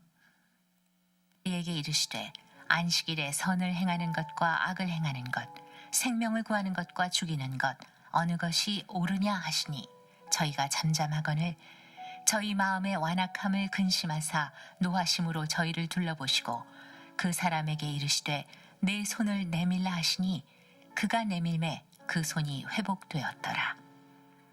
바리새인들이 나가서 곧 헤롯 땅과 함께 어떻게 하여 예수를 죽일고 의논하니라. 이거 보면 앞에서 이어지는 내용임과 동시에 여기서 포커스는 뭐냐? 그리스도가 아니라 이 뒷내용을 계속 이어서 보면 누구한테 포커스를 맞춰야 되냐? 예수님 옆에 있는 사람을 포커스를 맞춰야 돼. 지금 예수님 옆에 누구냐? 이 바리새인과 이 헤롯 땅에 포커스를 놔야 돼요. 어떻게든 예수님을 이해 못하고 예수님을 어떻게든 함정에 빠뜨리려고 그러고 예수님이 하신 말씀을 전혀 인정하지 않고 자신이 갖고 있는 율법과 자신이 갖고 있는 고정관념에 사로잡혀 갖고 그것에 이제 반대는 예수님을 이렇게 죽일 듯이 하는 이런 사람들을 보셔요. 그래서 예수님을 안식일의 주인으로 인정하지 않고 시위하려는, 여기 보면 완악하다 그랬죠. 예수님이 완악하다 그랬죠. 완악한 마음을 가진 바리새인과 헤롯 땅을 일단 봅시다. 예수님 주위에 이런 사람이 있었어요. 전혀 인정하지 않고 오히려 예수님을 향해서 독한 기운을 가지고 완악함을 가지고 도전하는 이런 바리새인과 헤롯 땅이 있었습니다. 헤롯 땅에 대해서 여러분들이 모르시는 분이 많아서 제가 지금 잠깐 설명할게요. 길어요, 스토리가. 갑자기 헤롯이 나왔어, 그렇죠? 헤롯이 이방인의 왕이죠. 이방인의 왕이면은 헤롯이 이방인이고 헤롯 땅이면 그들도 이방인이겠지 생각하는데 헤롯 땅은 누구냐면 헤롯하고 친한 사람들. 헤롯하고 친한 사람들이 누구 있냐면 헤롯이 어떤 사람인지를 먼저 알아야 돼요. 헤롯은 로마로부터 왕으로 임명된 사람이죠. 예, 그 당시에 이제 그 유대인 땅에. 근데 사실 유대인 땅에 유대인만 있는 게 아니죠. 유대인도 있지만 이방인들도 같이 있잖아요. 그 중에 대표적인 이제 에서의 후손인, 예? 이두메 사람인, 예? 이두메 사람인 에돔 사람이 있어요. 근데 에돔 출신이야 헤롯 왕이. 근데 헤롯 왕이 뭐냐? 로마하고 친해. 다시 말해서 로마가 이제 어느 나라를 통치했을 때 로마는 거기다 왕을 파견하는 게 아니죠. 총독을 파견합니다. 총독은 군사를 가지고 있고 로마에게 도전하는 그 사람들을 어떻게 해요? 진멸하는 어떤 그런 군대 역할이에요. 그 대신에 그 역할만 하지 뭐죠? 그 돌아가는 뭐 치안이라든지 여러 가지 세금을 걷고 이렇게 다스리는 간단한 내용들은 왕을 세워서 분봉왕을 세웠습니다. 누굴 세우냐? 그 동네에 로마하고 친한 사람들, 앞제비를 세운 거예요. 우리 일제 앞잡이 세우듯이 로마 앞제비를 세우는데 로마 사람들이 그 당시에 보니까는 누가 친하냐? 헤롯이라는 사람이 얼마나 로마한테 잘했는지 몰라. 로마한테 그냥 엄청 잘해. 얼마나 잘해줬냐? 여러분이 가이사라 빌립보라는 말 들어봤죠? 빌립보 지방에 있는 가이사라는 도시예요. 그게 뭐냐면 빌립보 지방에 있는 황제의 이름을 따서 만든 도시. 돈이 얼마나 많냐? 신도시를 하나 건축했는데 로마 모양하고 똑같이 만들었어. 그래서 총독 따라서 온 로마 군인들 이런 사람들이 한번 파견되면 길게는 5년 10년씩 고향에 못 가고 있으니까는 그 사람들을 위해서 로마의 지금 파주 영어마을처럼 로마 마을을 만들어 가지고 그 사람들이 거기서 목욕도 하고 로마 생활 그쵸? 그리워하고 향수병 달래는 그런 리조트 같은 휴양지 같은 도시를 하나 만들어줬어요. 그러니까는 로마 사람들이 이렇게 뭐요 로마에 충성하는 네가 이 동네 다스려 그리고 헤롯을 왕으로 세웠는데 유대인들은 인정 안 하죠. 그렇죠? 자기네들은 왕은 누구예요? 유대인이 왕이 되니 이방인이 왕이 되니까 인정을 안 해요. 근데 이 헤롯이 그럼 어떻게 해야 돼? 인정받아야 되잖아요. 유대인들을 다스리라고 헤롯을 왕을 세웠는데 사람들이 인정 안 하니까 헤롯이 그냥 칼 갖고 막 혼내야 되는데 헤롯은 군사권이 없어요. 총독이 갖고 있지. 그러니까 헤롯이 돈이 많으니까 유대인들을 위해서 친하게 뭔가 이렇게 뇌물 비슷한 걸 하죠. 그게 뭐냐면 성전을 다시 건축해 주는 거예요. 그래서 여러분들이 알다시피 원래 성전이 솔로몬 성전이 있죠? 알죠? 맨 처음에 솔로몬이 지었던 성전이 있는데 그 성전이 나중에 바벨론이 쳐들어왔을 때 다 무너지고 이 사람들 다 바벨론 포로로 끌려가잖아요. 바벨론 포로로 끌려갔다가 와가지고 그들이 스룹바벨 성전을 졌습니다. 근데 스룹바벨 성전을 졌는데 초라해요. 초라한 그 성전이 근데 로마와 전쟁 가운데 막 황폐화돼. 그러니까는 나중에 헤롯이 뭐냐? 유대인 불러, 누구나 제사장들 불러, 지도자들 불러. 내가 이거 리모델링 해줄게. 그래서 뭐냐면 그때 헤롯 성전이라 그래서 헤롯이 유대인들을 위해서 황폐화된 스룹바벨 성전을 다시 져줘요. 그럼 누가 좋아할까요? 누가 좋아할까요? 유대 사람 중에서 누가 특히 헤롯하고 친할까요? 성전에 관계된 사람이 헤롯하고 친한 거예요. 왜냐면 헤롯이 돈을 줬어. 성전이 커지면은 제사장들 어깨가 이렇게 올라가겠죠. 성전이 초라하면 제사장들이 다른 사람 볼 때 그렇죠? 오히려 이제 무시받겠지만은 성전이 막 높이 올라가고 그럴수록 제사장들이 어깨가 이렇게 넓어지겠죠. 그래서 성전 관계돼서 종사하는 사람들이 헤롯하고 친해. 그리고 헤롯 땅 그럼 누구냐? 여러분들이 뭐 제사장일 수도 있고 레위인일 수도 있고 예루살렘의 어떤 집권자일 수도 있는데 누구냐? 헤롯하고 친한 사람이란 뜻이에요. 헤롯이 스룹바벨 성전을 리모델링을 몇 년 해줬는지 알아요? 46년간 해줘요. 46년이면은 그 46년 시간 동안 자기 재산을 쏟아 부어가면서 헤롯 성전, 다시 말해서 하나님의 성전, 스룹바벨이 졌다 그냥 황폐된 성전을 엄청 이게 아마 솔로몬 성전보다 더 멋있게 졌대요. 왜냐하면 솔로몬 성전은 짓는데 7년 걸렸는데 리모델링만 46년 했으니까. 그래서 나중에 이제 뒤에 보면 예수님의 제자들이 예수님 이거 이 돌 굉장하지 않습니까? 이렇게 하는 부분이 나와요. 그게 뭐냐면 그만큼 성전이 대단한. 그래서 헤롯탕 하면 누구냐면은 예루살렘의 어떤 주도권을 가진 제사장들, 레위인들 그렇게 이해하시면 돼요. 그다음에 올려주세요. 이런 사람들이 있었고 그다음 7절 또 읽어주세요. 예수께서 제자들과 함께 바다로 물러가시니 갈릴리에서 큰 무리가 쫓으며 유대와 예루살렘과 이두메와 요단강 건너편과 또 두로와 시돈 근처에서 허다한 무리가 그의 하신 큰 일을 듣고 나오는지라. 잘 보세요. 이 사람들이 왜 나왔냐면 그가 하신 큰 일을 듣고 나왔어요. 어떤 일이에요? 예? 병 고쳤다, 귀신 떨어, 이 얘기예요. 예수님이 가르친 어떤 그 말씀을 듣고 나온 게 아니라 그 이적들, 표적들 보면서 와 하고 몰려든 거예요. 그래서 어디 갔냐? 이두메, 여기가 이제 에돔 지역, 요단강 건너편 두로, 시돈, 다 이방인 지역이에요. 예수님 소문이 얼마나 많이 났는지 유대 사람뿐만 아니라 이방인 사람들 예수님한테 우르르 몰려오고 있는 거예요. 그걸 뭐라 그러냐? 허다한 무리라 그래요. 허다, 그냥 숫자만 엄청나게 많은, 그냥 예수님이 오신 목적이 뭔지 2장에서 얘기했는데 그거는 상관없이 그냥 자기 문제 갖고 예수님한테 달려오는 사람들. 그다음 읽어주세요. 예수께서 무리의 애워싸 미는 것을 면키 위하여 작은 배를 등대하도록 제자들에게 명하셨으니 이는 많은 사람을 고치셨으므로 병에 고생하는 자들이 예수를 만지고자 하여 핍근히 함이더라. 더러운 귀신들도 어느 때든지 예수를 보면 그 앞에 엎드려 부르짖어 가로되 당신은 하나님의 아들이니이다 하니 예수께서 자기를 나타내지 말라고 많이 경계하시니라. 더 올려주세요. 됐죠. 여기까지. 이거 보였죠. 이게 뭐냐면 여기 자신의 육신의 문제 해결에 집착해서 예수님의 주된 사역에 복음 전도 무관하게 그냥 예수님 봉교초 때 와 하고 몰려든 사람들, 이런 사람들이 있었어요. 보면 귀신, 이거 아까 귀신 떠나보였던 얘기, 귀신이 하는 얘기, 이거는 저 1장에서도 나왔죠. 그렇죠? 그러니까 이런 사람들, 여기는 이제 귀신이 떠나가는 이게 포커스가 아니라 각각의 사람들이 포커스예요. 3장은 이런 사람들이 있었습니다. 그래서 자신의 육신의 문제 해결에만 집착하면서 예수님이 주된 사역과 복음 전도 무심한 허다한 무리들, 심지어는 어떤 사람들은 우리 형님이 우리 아버지 유산 안 나눠주는데 예수님 좀 나눠주세요, 이렇게, 그렇죠? 그런 문제 해결해 달라고 달려드는 사람들이 있었고, 그 다음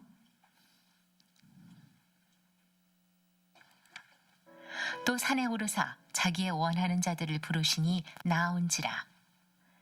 이에 12를 세우셨으니 이는 자기와 함께 있게 하시고 또 보내사 전도도 하며 귀신을 내어 쫓는 권세도 있게 하려 하심이러라. 이 12를 세우셨으니 시몬에게는 베드로란 이름을 더하셨고 또 세베대의 아들 야고보와 야고보의 형제 요한이니 이 둘에게는 보아너게 곧 우르의 아들이란 이름을 더하셨으며 또 안드레와 빌립과 바돌로메와 마테와 도마와 알페오의 아들 야고보와 및 다데오와 가나안인 시몬이며 또 가롯 유다니 이는 예수를 판 자러라. 예수님의 제자들 얘기하는 거예요. 예수님 주위에 있던, 원하셔서 부르셨어요. 하지만 이 사람들은 예수님이 이 땅에 오신 이유와 목적을 아직 모르니까 예수님 배신했죠. 그렇죠? 그런 제자들, 예수님께서는 그들이 함께 있게 하시고 또 이게 전도하게 하시고 귀신 내쫓는 권세도 주시면서 예수님이 하신 일을 그대로 했는데, 문제는 뭐냐? 그대로 했는데도 모르고 하고 예수님이 누군지 아직 잘 몰라요. 뒤에 보면 내용을. 이런 제자들이 있었습니다. 요 색깔 바꿔야 되는데 제가 이제 바꾸지 않았어요. 죄송해요. 인쇄 잘못됐어요. 그 다음 사람들.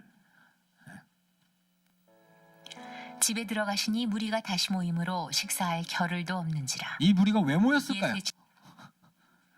그거예요. 이거 잘 여러분이 보셔야 돼. 사람들이 무루 쫓아다니는 이유가 뭔지 잘 보셔야 돼. 집에 들어가시니 얼마나 예수님 좀 쉴 겨를도 없이 그냥 자기 사정만 갖고 달려드는 거예요 지금.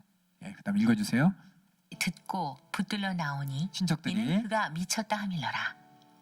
예루살렘에서 내려온 서기관들은 저가 바알세불을 집혔다 하며 또 귀신의 왕을 힘입어 귀신을 쫓아낸다 하니, 이게 뭐냐면 이제 친척들이 그가 미쳤다 함이로라. 친척들이 예수님이 미쳤다고 요 서기관들이 얘기하니까 뭐라고 미쳤다 그랬냐?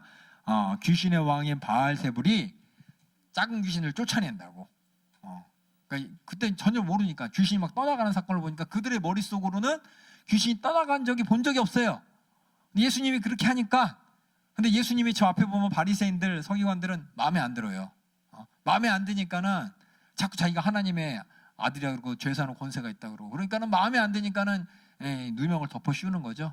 이때 바리새인 서기관들이, 이 서기관들이 예루살렘에서 내려온 서기관이면은 어떻게 이해할, 그냥 서기관도 아니고 예루살렘에 내려왔습니다. 그럼 그 권위가 어마어마할 겁니다. 다시 말해서 예루살렘에 온 서기관이다 그러면 이런 아까 여기 있지만은 저 갈릴리 지방 이런 데서 그죠? 세상 얘기는 촌놈이잖아요, 촌놈. 그렇죠?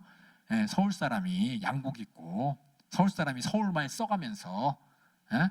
와가지고 사투리 쓰는 곳에서 한마디만 해도 사람들이 오 이렇게 하잖아요.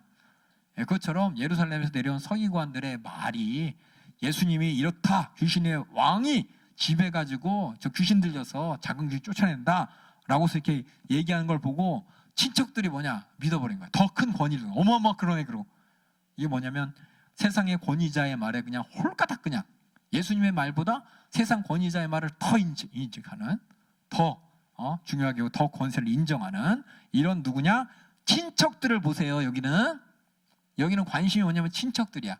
친척들은 예수님을 알까요, 모를까요? 잘 알아요. 어렸을 때부터 예수님이 그렇죠? 자랑하는 거 다 봤어요. 그렇죠? 화장실에서 또 사고 친 거, 사고는 쳤는지 안 쳤는지 모르겠지만은 예수님께서 뭐 이불에 쉬었든지 뭐를 다 봤을 거예요. 어렸을 때 다 본 친척들이 예수님이 뭐 여러 가지 이적도 나타내고 병도 고친다 그렇게 하지만 그 친척들의 머릿속에는 예수님의 과거의 모습이 있고 지금 예수님께서 수많은 이적을 베풀고 막 이런 능력을 나타낼지라도 그들의 포커스는 뭐냐? 예수님의 현재를 인정하는 것이 아니라 자기 머릿속에 있는 예수와 세상의 권위자의 소리를 자기가 보고 듣고 경험하는 예수보다 더 크게 여기는, 그렇죠? 뭐냐, 우리도 보면은 그렇죠? 우리가 신앙생활 잘해 연세중학교에서. 그런데 어느 뉴스에서 그렇죠? 연세중학교 이상해. 그거 가지고서 이거 어떻게 된 거예요? 막 오왕정 하시는 성도들 많아요. 교구에서 보면은 뭔 일 나가지고 담임 목사님 이상한 소문이 돌면 야 우리 교회 목사 이상한 목사 이런 이거 어떻게 호들갑을 떨어. 이게 뭐냐면 내가 분명히 우리 교회에서 담임 목사님 통해 말씀 듣고 우리 연세중학교 신앙생활하고 뭐 이러는데 밖에서 소문이 나. 야 연세중학교 그런 교회래, 연세중학교 이상한 교회래, 이런 얘기 들으면 사람들이 어떻게 우왕좌왕 하시는 분이 있어요. 그렇죠? 똑같아요. 예수님께서 분명히 수많은 능력과 권세가 있지만은 예수님 어렸을 때 봐왔는데 또 예루살렘의 권위자가 얘기하니까 인정 안 해버리는, 그렇죠? 세상의 소리를 더 중요하게 여기면서 이렇게 내가 직접 보고 경험한, 그리고 내가 현장에 지금 있는 그 예수님 인정 안 하는 사람들, 특히 이제 친척들 얘기입니다. 이게 그러니까 여러분들이 우리 연세중앙교회라든지 우리가 믿고 있는 믿음에 대해서 분명히 듣고 있는데 세상에 권위 있는 자들이 한마디 딱 해. 박사가, 종교학 박사가, 아니면 여러분이 되게 막 권위 있다고 생각하는 대통령이, 죄송해요 그런 일 없지만은 하여튼 그런 권위자가 연세중학교 예언교회 같아 한마디면 우리 교회 왜 그래. 만약 그런다면 여러분들이 똑같이 친척들하고 같이 내가 직접 보고 경험하고 내가 인정하는 이 모든 복음도 믿음도 실상은 뭐냐? 이렇게 흔들려 버리는 이런 사람이 누구냐? 친척 같은 사람들. 이해 가시죠? 그 다음에 또 읽어주세요.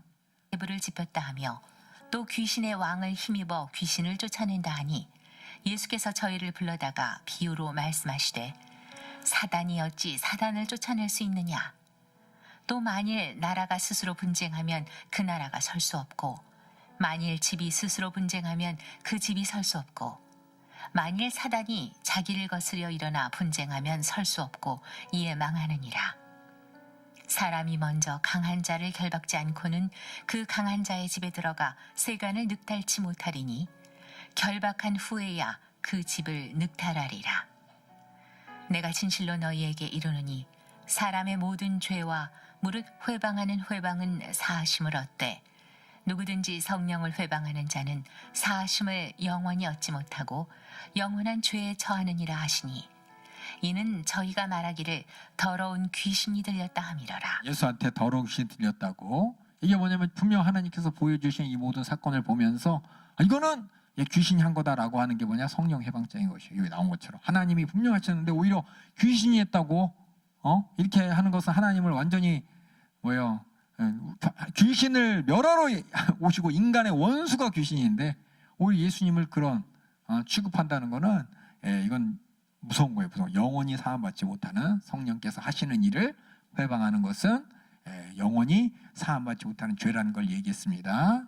그래서 여기서 포커스는 뭐냐? 그래서 성령 해방죄가 뭐야? 성령 해방죄가 뭐야? 여기 안 나와 있어요. 여기 나와 있는 내용은 뭐냐면은 예수님이 하신 일을 마귀가 했다고, 그렇죠? 세상 권위자의 말에 그렇죠? 헛가닥 넘어가서 그렇게 인정해버리고 그렇게 말을 하는 사람, 그렇죠? 방해하는 사람, 이런 사람이 성령 회방한 사람들입니다. 예, 이런 사람들이고, 중요한 건 성령 회방죄가 뭐야가 아니라 여기서는 그런 말에 예수님을 말리러 온 친척들. 제가 얘기했죠. 요 3장의 내용은 예수님 주변에 있는 사람 보는 거라고. 그렇죠? 우리가 아는 예수님을 나는 어떻게 보고 있나 잘 생각해 보세요. 예? 나는 예수 믿는다고 하지만 세상에서 인터넷에서 보니까 우리 교회 뭐 연세조각 이런 얘기는 이거 뭐야 호들갑 떠는 사람들 같이 여러분들이 분명히 믿고 여러분이 기도하고 기도 응답도 받고 은혜도 받고 그랬는데 세상의 소리 한마디 이거 어떻게 된 거야 이러면서 정부에서 나와가지고 우리 교회한테 막 이렇게 막 억압하고 그러면 야, 우리 교회 뭐 어떻게 된 거야? 나라에서 우리 교회를 뭐 불법 단체라고 뭐 선언했다는데 그럼 어떻게 혼자 막 난리치는 사람들 막 어떻게 그럼 교회 다녀 말로부터 시작해갖고 이런 게 뭐 다니면 안 되는 거 아니야? 막 그래서 혼자 막 호들갑 떠는 이런 분들, 같이 호들갑 떠는 분들, 이런 친척들 얘기합니다. 그래서 예수에 대해서 육신적으로는 잘 알아요, 그렇죠? 근데 세상 권위자의 말에 예수님을 마귀 취급하고, 그렇죠? 그래서 예수님을 말리러 온 친척들.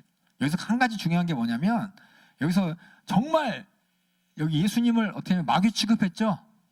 제가 여기도 이거 한마디 썼어요. 우리 모든 사람들이 죄가 어디서 시작하냐? 내가 하나님 되려고 그러잖아요. 그렇죠? 이게 맨 처음에 마귀가 우리를 속여서 뭐예요? 야, 너 하나님처럼 될 수 있어. 선악과 따먹겠잖아요. 우리 인간을 하나님처럼 되게 만드는 거하고 하나님을 마귀의 자리로 끌어내리는 거하고 어느 게 더 무서운 죄일까요? 그렇죠? 이 상황 보면 아시겠죠?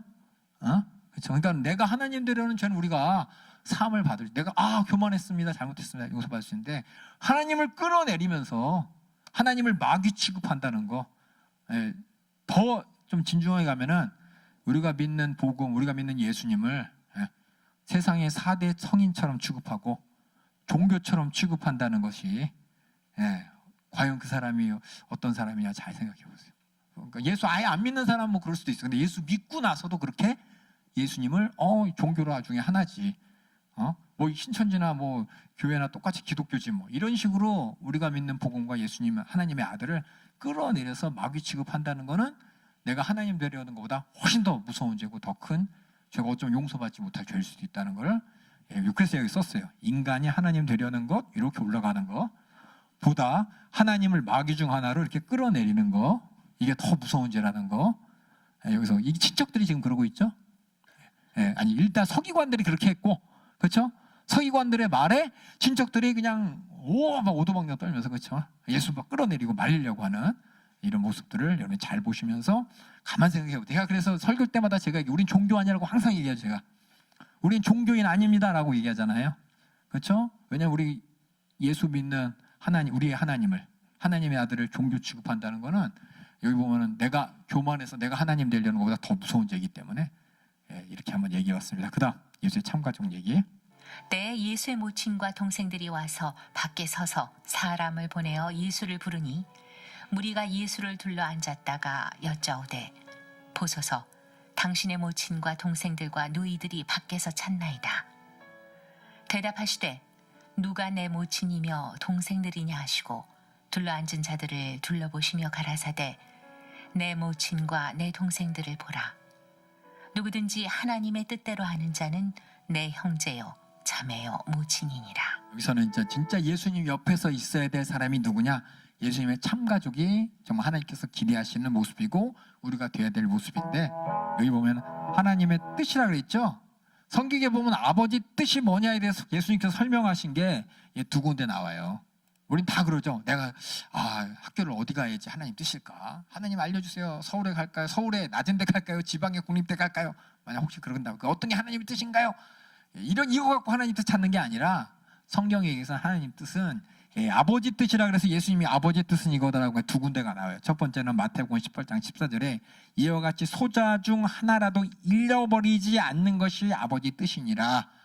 그래서 우리 모두가 여기서 실족하는 사람 없어야 된다는 게 아버지 뜻이고 또 하나는 내 아버지 뜻은 아들을 보고 믿는 자마다 영생을 얻는 이것이니 그래서 예수 그리스도를 믿게 하는 것 이게 아버지 뜻이에요. 그 전도가 바로 아버지 하나님의 뜻이고 예수님을 보고 믿는다는 얘기가 이게 그냥 보고 믿어 이게 아니에요. 여기는 제가 여러 번 얘기했죠. 이 믿음이라는 내용이 그냥 믿는다라는 그런 우리가 국어사전에 써 있는 내용이 아니라 성경에서 얘기하는 믿는다예요. 구원받는 믿음을 얘기하는 겁니다. 그렇죠? 복음은 뭐냐면 예수를 만나야 되는 거죠. 예수를 만나고 예수를 내가 하나님의 아들 그리스도로서 내가 인정하고 그분이 뭐 하셨 분이라는 걸 내가 인정하는 게 머리로만 인정하는 게 아니라 이렇게 확실한 믿음의 관계를 탁 맺어서 우리가 죄산 받고 영생을 얻는 것이 바로 아버지 뜻이라는 거예요. 복음 전도죠, 결국은. 그렇죠? 우리가 신앙생활 잘해서 천국까지 가는 게 또 우리가 아버지 뜻이고, 또 마지막 날에 우리가 부활의 영광에 참여하는 것이 아버지 뜻이고, 이걸 우리가 말로 하나님 뜻이라고 해야 되는데 우리 너무 아버지 뜻이라는 것을 쉽게 막 사용을 해. 그래서 야, 하나님 뜻대로 이번에 아들 날까 딸 날까? 하나님 뜻이 뭘까? 이건 그런 식으로 얘기하면 안 돼. 우리는 아시겠죠? 물론 하나님의 섭리 가운데 이루어질 일이지만은 그걸 가지고 막 아버지 뜻이고 아니고 막 이렇게 언급하는 것 자체를 우리가 조심하셔야 됩니다. 그다음에 그래서 뭐냐? 하나님 뜻대로 하는 자들이 정말 예수님의 참 가족이고, 그다음에 올려주세요. 그래서 3장 목숨이 뭐예요? 예수님과 관계하는 많은 사람들이 있어요. 그렇죠? 예수님을 인정하지 않고 시비하려는 악한 마음을 가진 이 바리새인 헤롯 당이 있고, 또 자신의 육신의 문제만 해결하려고 허다한 무리가 있고, 그 뒤에는 예수님이 부르셨어요. 그렇죠? 부르셔갖고 예수님한테 배우고 예수님이 주신 권세로 일하는 제자들이 있는데, 문제는 뭐냐? 이 제자들이 나중에 예수님을 다 부인해요. 그렇죠? 당장 예수님 옆에서 예수님 제자 같은데 나중에 부인하는, 끝에 가서는 이게 비틀어지는 이런 사람들이 있고, 그 다음에 예수님을 잘 안다고 생각해. 스스로 나 예수님 잘 알지, 나 모태신앙인데. 자기 자신이 누군지 잘 아셔야 돼요. 진짜 참가족은 뭐냐? 지금 아버지 기뻐하시는 뜻대로 함께 천국 예수 복음 전하고 또 함께 신앙생활 잘해서 부활의 날 그날을 소망하는 사람이냐. 이거 내가 누구냐 잘 보세요. 난 아니라고 하지만 이 안에 내가 있나 안 있나, 이렇게 예수님, 아까 2장에서 예수님을 봤다면 3장은 예수님 주변 인물을 보면서 한번 가만히, 내가 설마 다들 마음으로 아니었으면 좋겠죠. 근데 가만히 보세요. 진짜인가 아닌가. 그래서 여러분이 마가복음을 읽으면서 그냥 그런 게 있나 보다가 아니라, 제가 말씀드리지만 이게 전체적인 그쵸 상황을 보시면서 여러분이 이해하시고, 제가 바라는 것은 여기서 끝이 아니라 같이 좀 나눠주세요. 서로 모르시는 분들한테. 그 다음 4장 볼게요.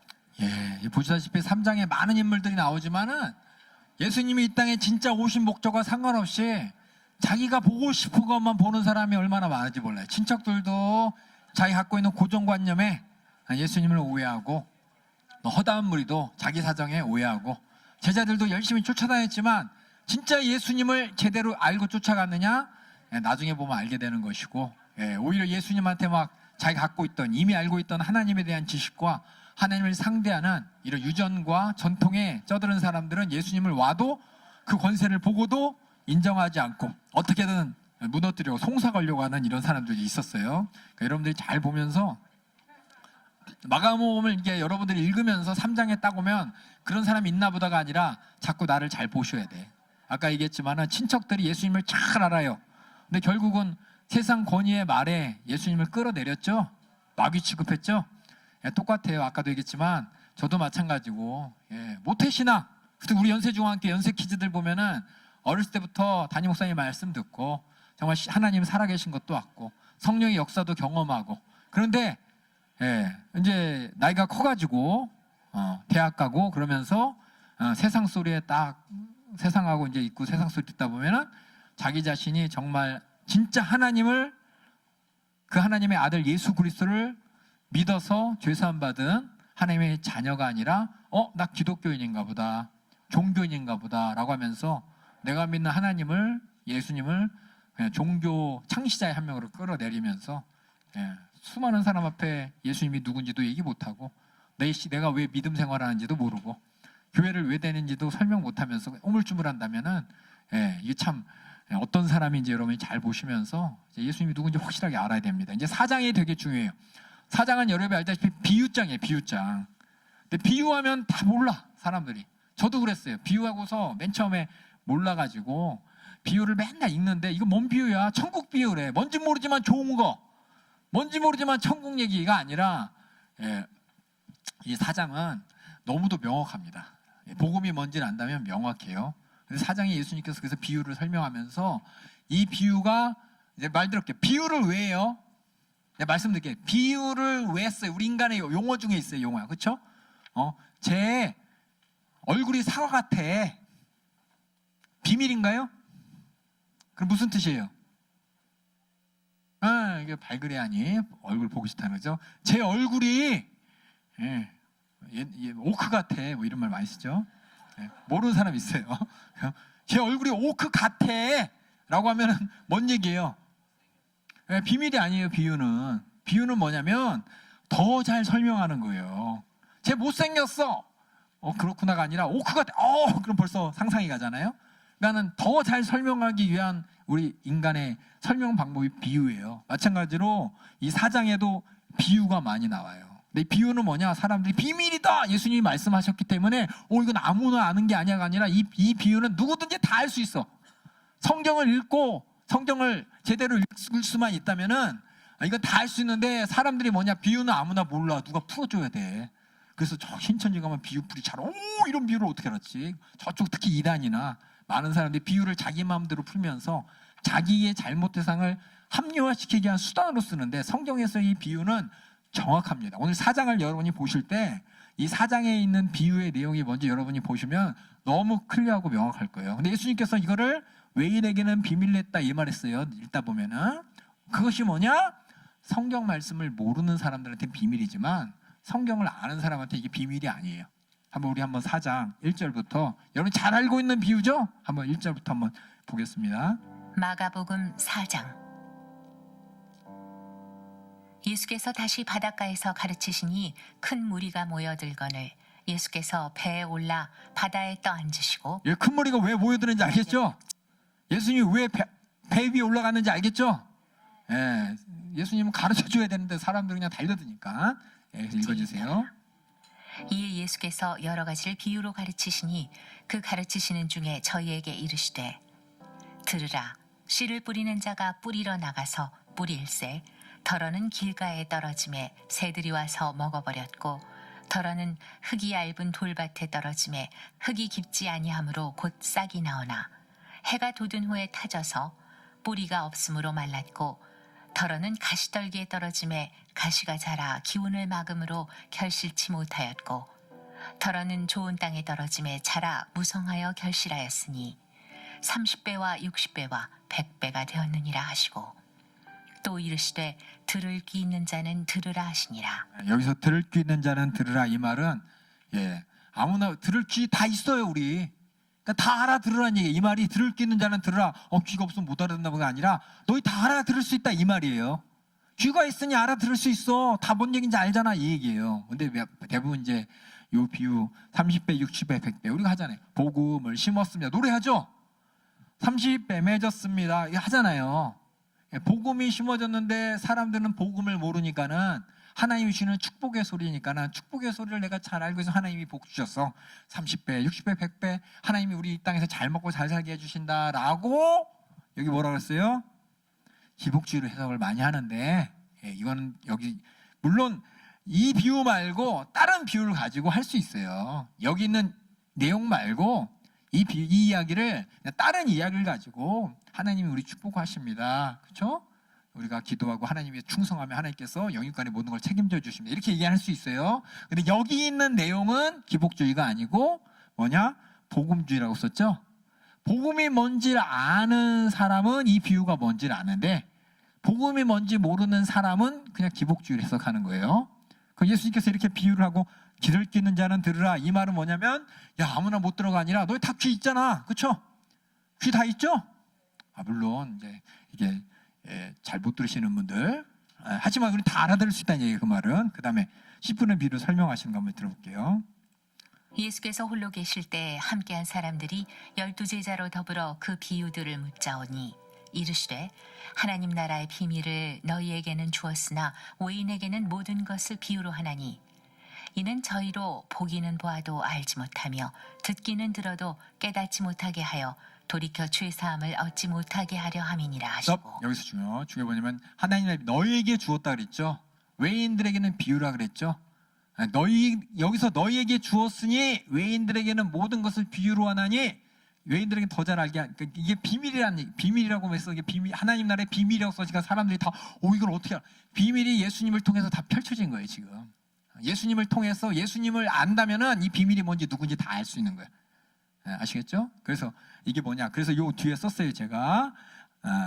잘 보세요. 이는 저희는 보기는 보아도 알죠. 예수님이 여기서 12절이 중요해. 12절이 뭐냐면 예수님께서 이게 무슨 뜻인지 힌트야! 라고 힌트 준 거예요. 힌트. 예? 설명한 게 아니라 힌트 준 거예요. 자, 이 씨 뿌리는 비유 저거 너희들 다 알 수 있어. 외인들에게 비유를 주면서도 그들을 알지만 다 알 수 있어. 귀가 있기 때문에 힌트 들어간다. 이는 너희는 저희로 보기는 보아도 알지 못하고 듣기는 깨닫지 못하게 해요. 돌이켜 죄의 사함을 얻지 못하게 하느니라라고 했어요.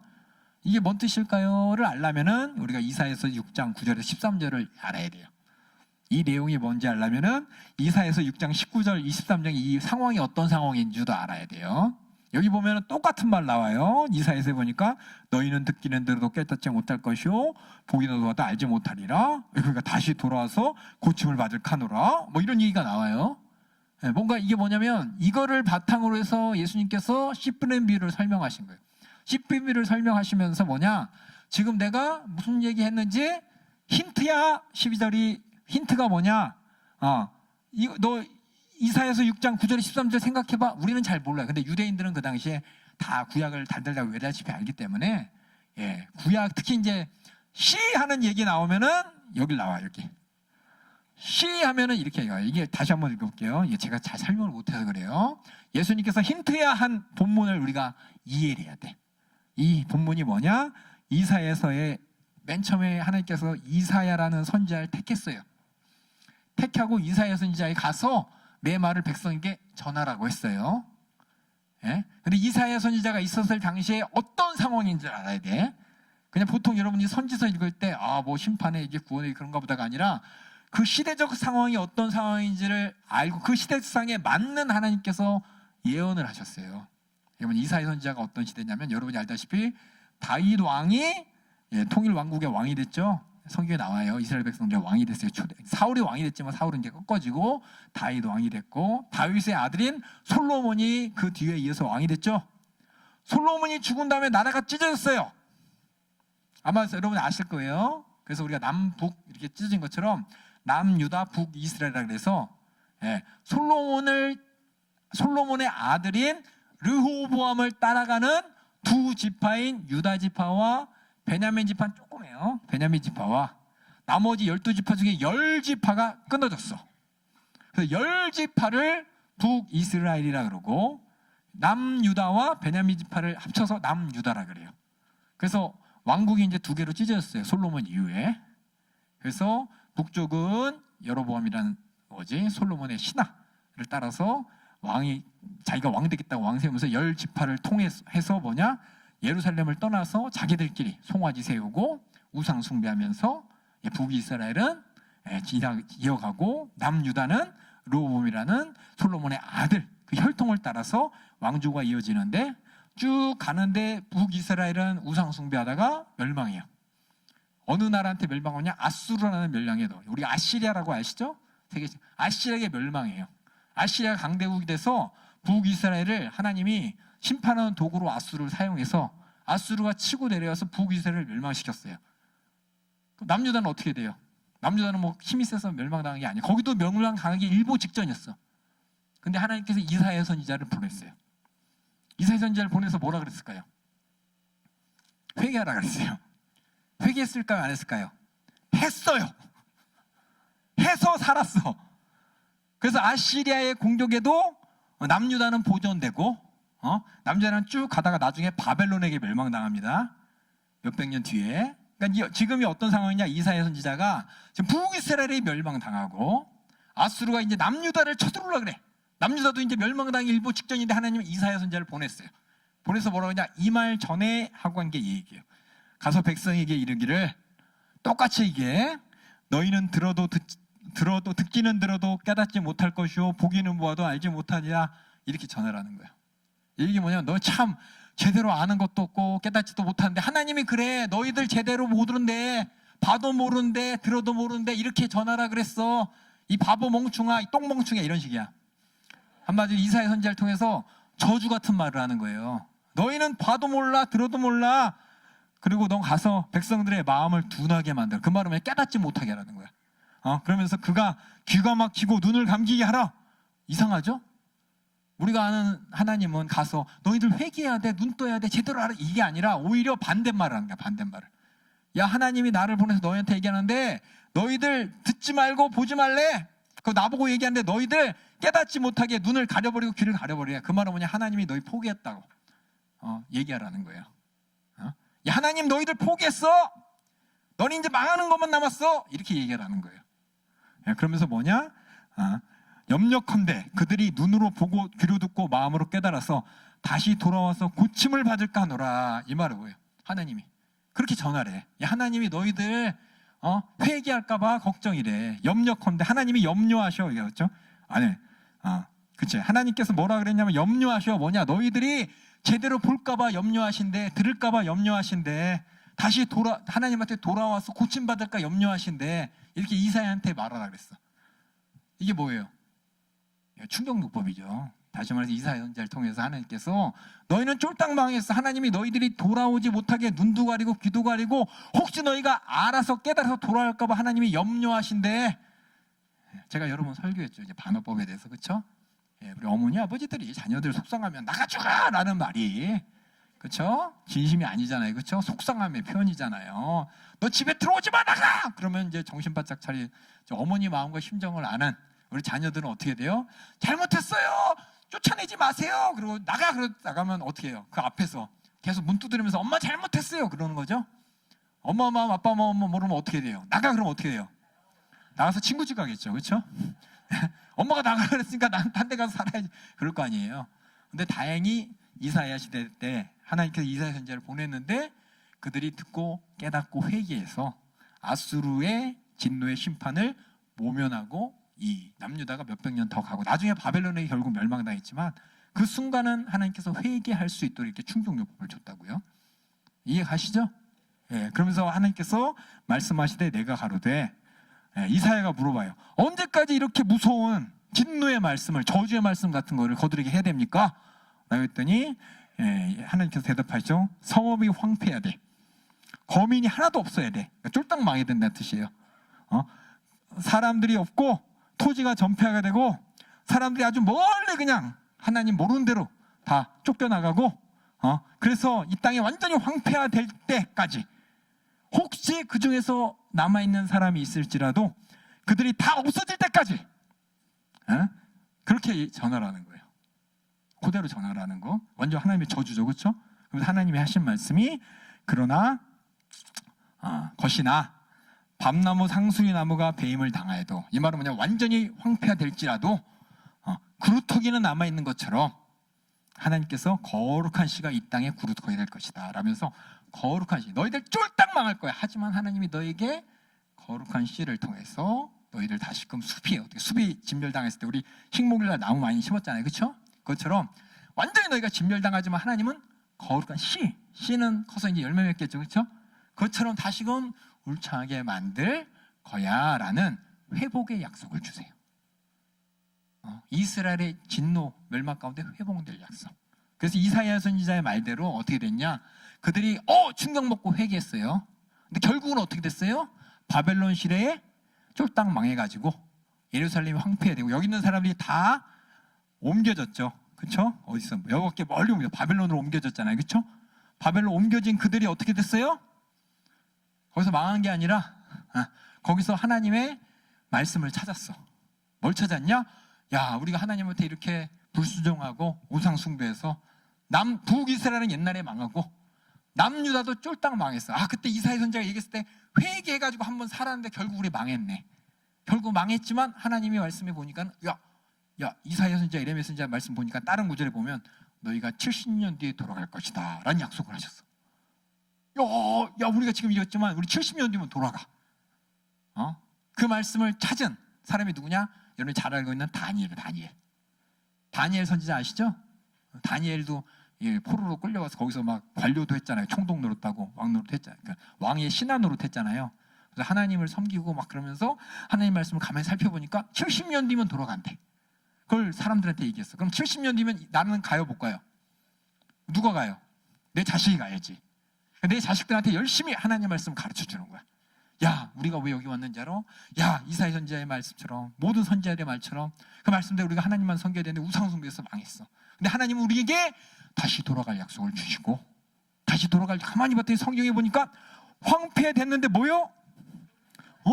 하나님께서 다시금 우리에게 거룩한 씨를 보내주셔서 그 씨로 말미암아 우리가 다시금 하나님의 백성이고 하나님의 사랑받는 백성이 될 수 있는 기회를 열어주신대. 그래서 거룩한 씨가 뭐냐? 메시아 약속이야. 그 사람은 그렇게 알았어요. 너희들 돌아가면 뭐 해야 되냐? 거룩한 씨가 하나님 나라를 이룰 수 있도록 먼저는 성전을 잘 짓고 하나님 모시고 우리 하나님께서 보내실 거룩한 씨를 기다려야 돼. 이게 뭐냐? 메시아 사상이에요. 메시아 사상. 아시겠죠? 이거 뭐냐? 이 얘기를 예수님께서 제자들한테 지금 하는 겁니다. 제자들이 다 알아먹어요.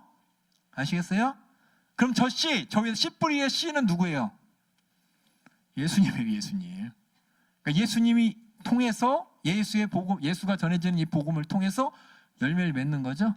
그렇죠? 근데 중요한 게 뭐냐? 여기서 뭐라고 써 있어요? 아까 그림 띄워줘. 그림. 여기 하나 잠깐 볼게요. 화면. 자, 볼게요. 이게 양쪽에 비교했어요. 이게 뭐냐? 이사야 선지자 그리고 좀 더 위로. 너무 됐어요. 이게 길이고 옆에는 마가복음 예수님께서 인용한 글이에요. 그럼 여기 보면 뭐냐? 너희가 듣기는 들어도 깨닫지 못할 것이오라고 이사야 선지자가 얘기한 것처럼 저희로 보기는 보아도 알지 못하고 듣기는 들어도 깨닫지 못하게 하여라는 힌트를 준 거야. 힌트가 뭐냐? 씨 뿌리는 비유를 얘기하고 이 얘기를 했어요. 그럼 저 씨가 뭔지를 지금 힌트 준 거야. 거룩한 씨, 그 씨가 뭔지 알아? 여기는 뭐라고 써 있어요? 읽어보세요. 시작. 이게 뭐냐? 하나님께서 고쳐주고 싶은 거야. 그렇죠? 이사야 선지자를 통해서 그들에게 해주고 싶은 게 이거였어요. 근데 예수님께서는 뭐라고 썼어요? 여기는 고침이라고 해놓고 여기는 죄사함이라 그랬죠? 그러니까 예수님이 이 땅에 오셔서 하실 일이 뭔지를 지금 예수님은 지금 말한 거예요. 복음이 뭔지에 대해서 지금 얘기한 거예요. 이사야 선지자가 이렇게 안타까운 심정으로 얘기했잖냐? 근데 나는 요 얘기한다. 하나님이 얘네들한테 해주고 싶은 것은 그들이 다시금 하나님을 다시 보고 하나님 소리를 듣고 하나님의 백성이 되는 건데 나는 지금 너희들에게 그 말을 인용하면서 말을 단어를 하나 싹 바꿨어. 그렇죠? 여기서 하나님이 해주고 싶은 것과 여기서 예수님이 오셔갖고 하나님의 뜻을 이룰 게 뭔지를 지금 말한 거야. 이해가 안 가시죠? 네. 단어를 살짝, 이게 뭐냐면은 우리는 그냥 성경이 쉬운 것 같은데 이 성경 자체가 예수님께서는 대놓고 야 이사야 선지자가 그렇게 얘기했잖아. 이사야 선지자가 얘기했을 때 이게 고침인데 나는 고침이라고 안 하고 죄사함이야. 하나님께서는 너희들 이스라엘 백성들이 하나님 말씀도 못 듣고 하나님도 제대로 보지 못하고 예배도 못하고 하나님 목소리도 안 듣고 하나님의 역사가 뭔지도 모르고 그냥 깜깜한 그들에게 눈을 떠서 하나님이 어떤 분인지를 알고 하나님 목소리 듣게 하시고 그런 걸 원해 라는 걸 반어법으로 했죠. 반어법으로. 그럴까 하나님이 걱정하신다라고 했죠. 그럼 예수님께서는 뭐냐? 그렇게 이사야가 얘기했던 거룩한 씨 생각해보고 하나님께서 이 시대에 해주고 싶었던 것이 있듯이 지금 너희들에게 하나님이 해주고 싶은 거, 저 거룩한 씨라는 메시아를 통해서 너에게 해주고 싶은 게 바로 이거야 라는 거 지금 돌려 말하는 거야. 근데 우리는 돌려 이해했지만은 구약의 말씀을 잘 알고 있는 사람들은 돌이켜 고침을 받을까 하노라가 아니라 돌이켜 죄의 사함을 얻지 못하게 함이라고 마가가 일부러 쓴 거야. 마가가 이걸 딱 쓰면서 예수님이 이 땅에 오신 목적이 이것 때문이야라고. 거룩한 씨 뿌리는 비유의 그 씨에서 씨가 심어져서 나타날 열매들 있죠? 열매들이 뭔지를 지금 말한 거야. 이해가세요? 이게 어려워. 저도 설명을 잘 못해요 사실. 제가 뭐 문학을 한 것도 아니고 국어에 그것도 한 것도 아니고 구약의 말씀을 통해서 전체적인 마가복음에 예수님이 이 땅에 오신 목적과 하필이면 이 단어가 틀려. 고침과 제사함이라는 거. 그래서 구약시대 하나님께서는 이스라엘 백성들 향해서 너희들이 다시금 하나님 말씀을 듣고 하나님 말씀을 볼 수 있도록 너희 마음의 눈과 귀가 귀쳐져야 돼 라는 그걸 하나님은 바래 라고 하는데 예수님 뭐냐? 너희들 죄 사함 받기를 하나님은 너희들 죄 사해 주시기를 원해. 거룩한 씨로서 내가 너희들에게 다시금 하나님의 나라로 만들 수 있는 내 역할은 뭐냐? 너희들이 저렇게 되는 거야 라고 지금 설명하는 거예요. 어려워요? 결국 뭐냐? 예수님이 이 땅에 오셔서 뿌린 씨가 뭐냐? 복음이에요, 복음. 다 그렇게 얘기해. 복음을 심었습니다. 그 복음의 내용이 뭐예요? 예, 예수님을 통해서 이 땅에 뿌려져서 하나님 나라가 될 수 있는 이 씨가 뭐냐? 우리 모두가 죄의 사함 받을 수 있는 길이 열리는 거예요. 그게 복음이야, 복음. 누굴 통해서? 이분을 통해서. 이분이 메시아고 거룩한 씨기 때문에. 예, 이게 참 어려운데 왜 한번 생각해 보세요. 이 글자가 바뀌었어. 예수님은 일부러 그랬어. 자세히 설명 안 하고 알아들을 수 있잖아. 너 구약 말씀 알잖아. 들을 게 있잖아. 이사야 시대 하나님께서 그렇게 애타게 얘기한 것처럼 나도 너희들에게 애타게 얘기한다. 저희는 보기는 보아도 알지 못하고 듣기도 깨닫지 못하게 해라. 돌이켜서 죄사함 받을까 겁난다 라고 예수님이 이렇게 얘기할 때 진짜 하나님께서 해주고 싶은, 하나님께서 바라는 건 그들이 죄에서 돌이키는 것이고 죄사함 받는 것인데, 이를 위해서 2장에 얘기했죠. 2장에 예수님이 이 땅에 죄사하는 권세를 가지고 죄인을 불러서, 그렇죠? 죄를 해결해 주기 위해 오셨다는, 예수님이 진짜 이 땅에 오신 목적이 이거라는 걸 다시 얘기하는 거예요. 씨 뿌리는 비유가. 그래서 우리가 믿는 복음은 뭐냐? 예수님이요. 예수님이 이 땅에서 병 고쳐 주신 거예요. 치료해 주신 거예요. 맞아요. 근데 제일 핵심 가운데 있는 건 2장의 내용. 2장의 내용. 예수님이 이 땅에 오셔서 우리의 죄를 해결해 주러 오셨습니다. 우리 죄를 사해 주러 오셨어요.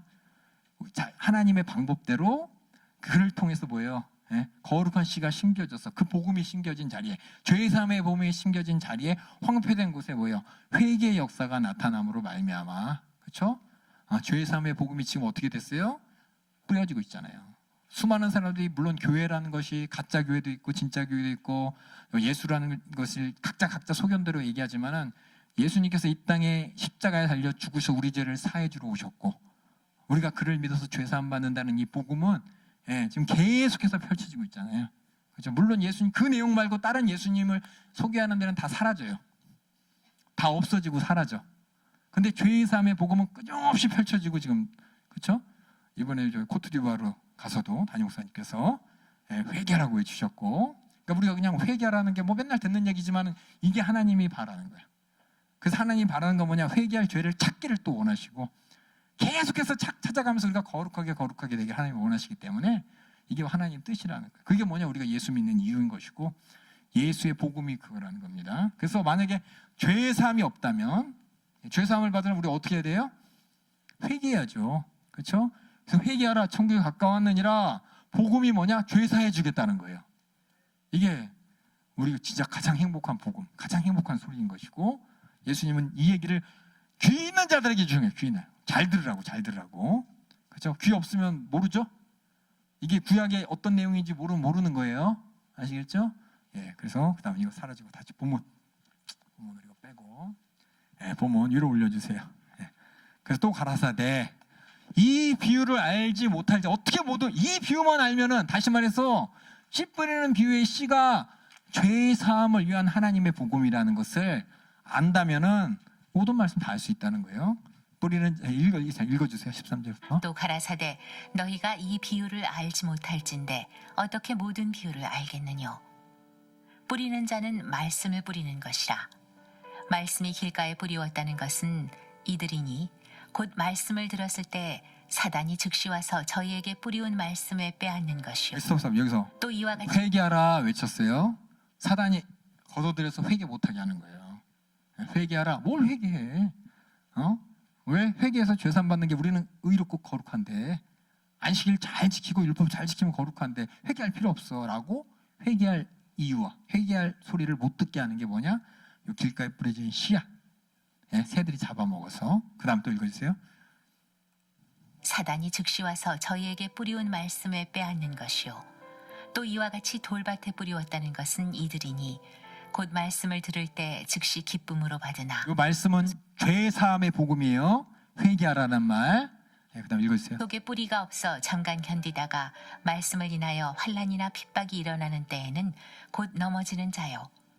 또 어떤 이는 가시떨기에 뿌리우는 자니, 이들은 말씀을 듣되 세상의 염려와 재리의 유혹과 기타 욕심이 들어와 말씀을 막아 결실치 못하게 되는 자요.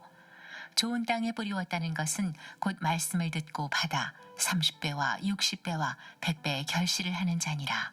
이게 뭐냐? 아까 3장의 내용하고 연결할게요. 예수님이 그렇게 회개하라는 말에 대해서 무시하는 사람들, 그렇죠? 오히려 예수님이 하나님의 아들이고 죄 사는 권세가 있다는데 하나님만 하실 수 있어. 네가 뭔데? 이렇게 따졌던 사람들이 누군지 가만히, 제가 물음표한 이유는 한번 가만히 생각해 보시라는 거예요. 그 두 번째, 길가에 뿌려졌더니 새들이 먹혔다. 회개할 생각도 못하고 기회도 못하고 그 죄사함의 복을 완전 무시하는 사람들, 거부한 사람들. 돌밭에 뿌려졌다. 말씀을 인하여 환난과 핍박을 당했을 때, 그렇죠? 맨 처음에 예수님 오실 때 막 환영했잖아요, 그렇죠? 근데 어떻게 돼요? 예수님을 향해서 환난과 핍박이 있을 때 사람들이 뿔뿔이 흩어지는 사람들. 뭐 제자들도 그래요. 제가 물음표한 이유는 생각해보세요. 허다한 무리들도 그랬어요, 그렇죠? 와, 예수님이다. 말씀 들을 때 막 되게 기쁘게 들었는데 나중에 예수님이 십자가에 달리 돌아가자 다 뿔뿔이 흩어지고 오히려 선동당해서 예수님 죽여라 한 사람들. 그다음에 가시떨기, 재일의 유혹과 세상 염려에, 그렇죠? 복음을 저버린 지금 제자들이 예수님 그렇게 쫓아다녔는데 나중에 재리의 유혹에 유다는 예수님을 팔아넘기고, 그렇죠? 다른 제자들은 지 살겠다고 빨가벗고 혼입을 또 트시고 막 빨가벗고 도망가는 놈도 있고, 그렇죠? 예수님 막 부인하고 베드로도 있고. 좋은 땅은 뭐냐? 말씀을 듣고 결실을 하나님 뜻대로. 하나님 뜻은 예수 믿고 영생하기 위해서 회개해야 돼요. 회개. 그렇죠? 죄사함의 복음을 듣고 회개한 사람, 그 사람이 바로 예수님의 참 가족이라는, 어떻게 보면 3장의 내용과 지금 이렇게 같이 이렇게 아우러서 보셔야 돼. 아시겠죠? 그래서 여러분들이 이렇게 길가에, 이거 기복주의 아닙니다. 이 내용을 귀 있는 자만, 여기 있는 분들은 다 귀가 있으니까 들었죠? 이사야 시대 때 하나님께서 애타게 했던 목소리를 예수님이 그대로 얘기하면서, 야, 고침받을까 겁난다. 예수님께서는 죄사함 받을까? 이게 뭐냐면 진짜 하나님의 목적이라는 거예요. 이사야 시대 때는 그들이 진짜 고쳐주고 싶은 게 하나님의 목적이었다면, 예수님을 통해서 죄 사해주고 싶은 게 하나님이 그들에게 바라고 주고 싶은 복음이라는 것을 들었습니다. 그 다음에 등경 위에 너무 한번 들어볼게요. 그럼 이거 됐어. 우리는 됐어. 이제 알았어. C가 뭔지 알았어. 예수님이 이 땅에 오신 목적이 뭔지 알았어. 우리가 믿어야 될 복음이 뭔지 알았어. 그래서 제가 저기다 죄사함의 복음이라고 썼습니다. 읽어주세요. 11절. 또 저희에게 이르시되 사람이 등불을 가져오는 것은 말 아래나 평상 아래나 두려함이냐? 등경 위에 두려함이 아니냐? 드러내려 하지 않고는 숨긴 것이 없고 나타내려 하지 않고는 감추인 것이 없느니라. 들을 귀 있는 자는 들으라. 또 가라사대 너희가 무엇을 듣는가 스스로 삼가라. 너희의 헤아리는 그 헤아림으로 너희가 헤아림을 받을 것이요 또 더 받으리니 있는 자는 받을 것이요 없는 자는 그 있는 것까지 빼앗기리라. 다시 위로 올라가세요. 위로 여기 보면은 사람이 등불 당연한 거죠. 모든 사람에게 비춰져야 되는 진리죠. 그렇죠? 모든 사람이 비춰져야 되는 이 진리가 절대 숨길 수 없다는 거예요. 이게 뭐냐? 말 아래 안 두고, 말이 뭐냐? 이행하는 말 아닙니다. 한 말, 두 말 하는 큰 그릇이에요. 그릇. 큰 그릇 밑에다 등불 놓는 게 아니고 이렇게 위에 놓는 것처럼 이 진리, 다시 말해서 이 복음, 죄사함의 복음은 결국은 숨길래야 숨길 수 없다는 거예요. 아무리 수많은 사람의 핍박을 통해서, 아까 재리의 유혹에 넘어가는 사람들, 또 뭐예요? 환난과 핍박에 넘어가는 사람도 있었잖아요. 우리 기독교의 역사가 그렇게 예수 그리스도의 복음이 부정되는 모든 환경 가운데서 불구하고 지금 2000년 후까지 계속 전해지고 있죠. 왜냐면 이게 진리이기 때문에 그래요. 진리. 하나님의 진리는 세상에서 막 가리고 어떻게 하려고 그래도 결국은 다 알게 되고 결국 땅끝까지 펼쳐지는 거라는 거예요. 숨길 수가 없는 예수님이 이 땅에 오신 목적.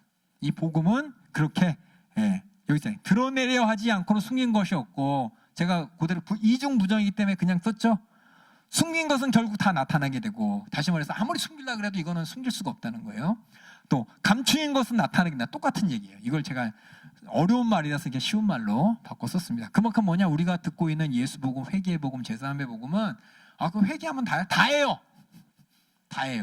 예수님 이 땅에 오셔서 우리에게 죄 사해 주시는 권세를 가지고 우리 죄 사해 주시는 그 대속의 은혜를 주신 것은 답니다. 진리입니다. 그리고 뒤에 너희가 무엇을 돕는가 스스로 삼가라. 삼가라는 말이 다른 말로 우리는 이렇게 삼가가 이게 싫어하다는 뜻이 아닙니다. 아까 민망해 그 말이 뭐라 그랬죠? 불쌍하게 여기는 삼가다. 이 말은 잘 생각해봐 이 얘기예요.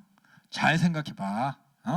너희가 헤아리는 그 헤아림으로 너희가 헤아림을 받을 것이 또 헤아림 받으리라. 이 헤아린다는 뜻이 뭐예요? 여기 썼어요 제가. 이게 어려워. 헤아린다는 뭐냐면 이렇게 재는 거예요. 재. 맞나 틀리나.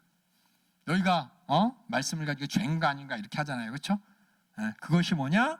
너희가 또 헤아림 받을 것이다. 이거야. 결국 뭐냐? 우리는 아까 했지만 바리새인들, 서기관들은 하나님 말씀을 가지고 막 남의 죄 찾잖아요. 그렇죠?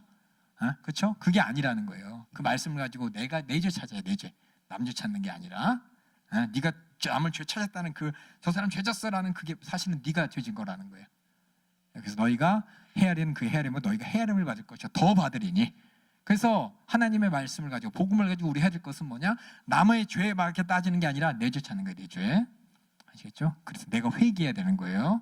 남을 정죄하는 게 아니라 내가 회개하는 게 복음이에요. 그리고 있는 것을 받을 것이요 있는 자는 그것을 뺏기리라. 그래서 여기 예수 그리스도의 죄 사함의 복음은 감출 수 없는 진리로서 지금 여러분 잘 보세요. 세상에 수많은 교회가 있어요. 예수 믿는 사람이 수많은 사람들이 있어요. 근데 진짜 복음은 뭐냐를 잘 보시고 진짜 복음이 없는 그런 교회라는 것은 다 나중에 다 사라져요. 진짜 복음은 어떻게든 이어져서 2000년까지 왔어요. 지금까지 왔어요. 그리고 진리에 대한 반응이 있고 없고 확실한 복음 받는다. 그러니까 그 죄사함의 복음을 가지고 내가 뭘 하느냐는 확실하게 나를 하나님께서 그 복음에 비춰서 나를 또 나중에 판단하신다는 얘기입니다. 그 다음에 겨자 12요. 26절 또 읽어주세요. 또 가라사대 하나님의 나라는 사람이 씨를 땅에 뿌림과 같으니 저가 밤낮 자고 깨고 하는 중에 씨가 나서 자라되 그 어떻게 된 것을 알지 못하느니라. 땅이 스스로 열매를 맺되 처음에는 싹이요 다음에는 이삭이요 그 다음에는 이삭에 충실한 곡식이라. 열매가 익으면 곧 낫을 되나니 이는 추수 때가 이르렀음이니라. 이게 뭐냐? 땅의 씨, 그렇죠? 죄사함의 복음의 씨는 전파되는 거죠. 결국 전파되고 마지막에 추수 때가 온다는 것은 분명한 심판의 때가 온다는 것. 이 얘기입니다. 그러니까 여러분이 씨라는 거 다 보면 복음이에요. 복음. 복음 안에 만약에 기복주의라면 이러면 틀린 거예요. 여기는 회개의 복음이고 죄사함 복음입니다. 그 다음에 또 읽어주세요. 또 가라사대 우리가 하나님의 나라를 어떻게 비하며 또 무슨 비유로 나타낼꼬. 겨자씨 한 알과 같으니 땅에 심길 때는 땅 위의 모든 씨보다 작은 것이로되 심긴 후에는 자라서 모든 나물보다 커지며 큰 가지를 내니 공중의 새들이 그 그늘에 깃들일 만큼 되느니라. 죄사함의 복음 맨 처음에는 고린도전서에 나왔죠. 유대인들에게는 뭐예요? 싫어지는 것이고 또 이방인들에게 미련한 것이라고 했습니다. 십자가는 예수님께서 이 땅에 오셔서 우리 죄 사해 주신 그 십자가의 복음이 세상에서는 뭐냐? 가장 별 볼 일 없고 어떻게 저주에 남은 십자가에 달린 그 사람을 믿을 수가 있어라면서 사람들은 인정 안 하는 거예요. 하찮게 여기는 것이고 미련하게 보이는 것이고 부정되게 보지만 보잘것없어 보이지만 결국 지금 그 복음의 능력이 전 세계를 돌고 있다는 이게 뭐냐? 예수님 시대 예수님이 말씀하신 죄사함의 복음의 이 능력이 생명력이에요. 생명력. 그다음에 또 읽어주세요. 맞아요. 사실 이 복음이 지금도 많은 사람들이 잘 인정하지가 않으려고 그래. 회개하라. 뭐 회개를 맨날 해. 회개 복음에 대해서 사람들이 인정 안 하려고 하지만 이게 지금 코트디부아를 깨우고 IT도 깨웠고 우리 교회를 통해서 하나님께서 하신 역사를 바라볼 때 가서 예수 믿고 부자 되세요 이 말 안 했잖아요. 그렇죠? 회개하고 죄 사함 받아야 된다고. 예수님의 대속의 피 안에 회개해야 된다고.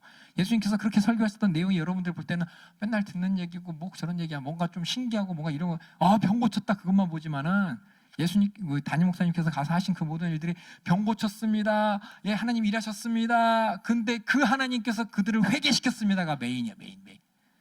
아시겠죠? 예, 그다음에 또 비유로 가르치시죠. 많은 비유로 저희가 알아들을 수 있는 대로 말씀을 가르치시되 비유가 아니면 말씀하지 아니하시고 다만 혼자 계실 때 그 제자들에게 모든 것을 해석하시더라.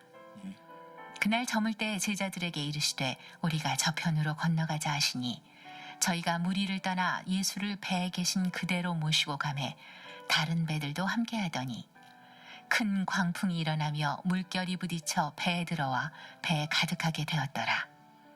예수께서는 고물에서 베개를 베시고 주무시더니 제자들이 깨우며 가로되 선생님이여 우리의 죽게 된 것을 돌아보지 아니하시나이까 하니 예수께서 깨어 바람을 꾸짖으시며 바다더러 이르시되 잠잠하라 고요하라 하시니 바람이 그치고 아주 잔잔하여지더라.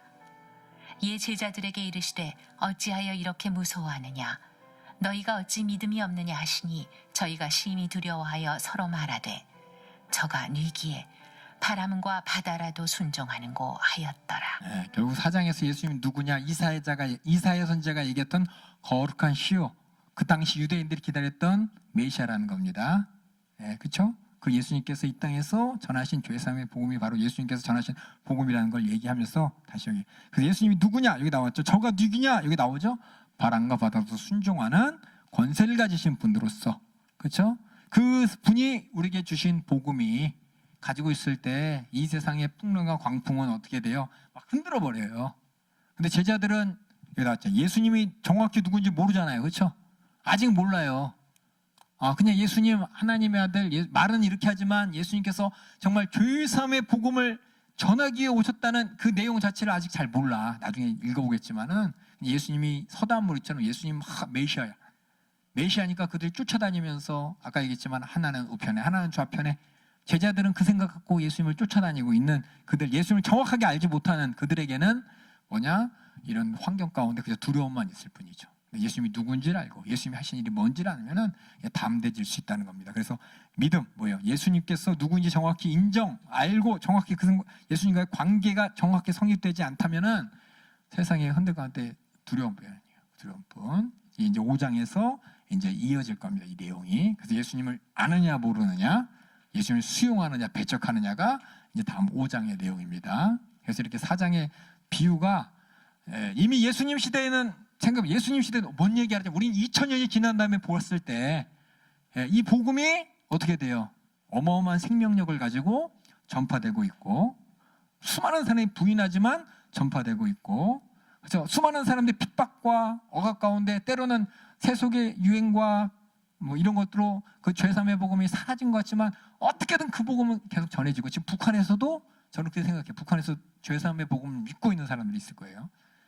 그냥 예수 믿고 부자 된다더라 이런 수준이 아니라, 예수 믿고 저 서양처럼 남한처럼 부자 된다더라 이 정도가 아니라, 예수 믿고 죄사함 받아서 정말 우리 인생이 마감됐을 때 우리 하나님 앞에서 천국 가야 된다, 이 복음은 분명히 전해지고 있을 겁니다.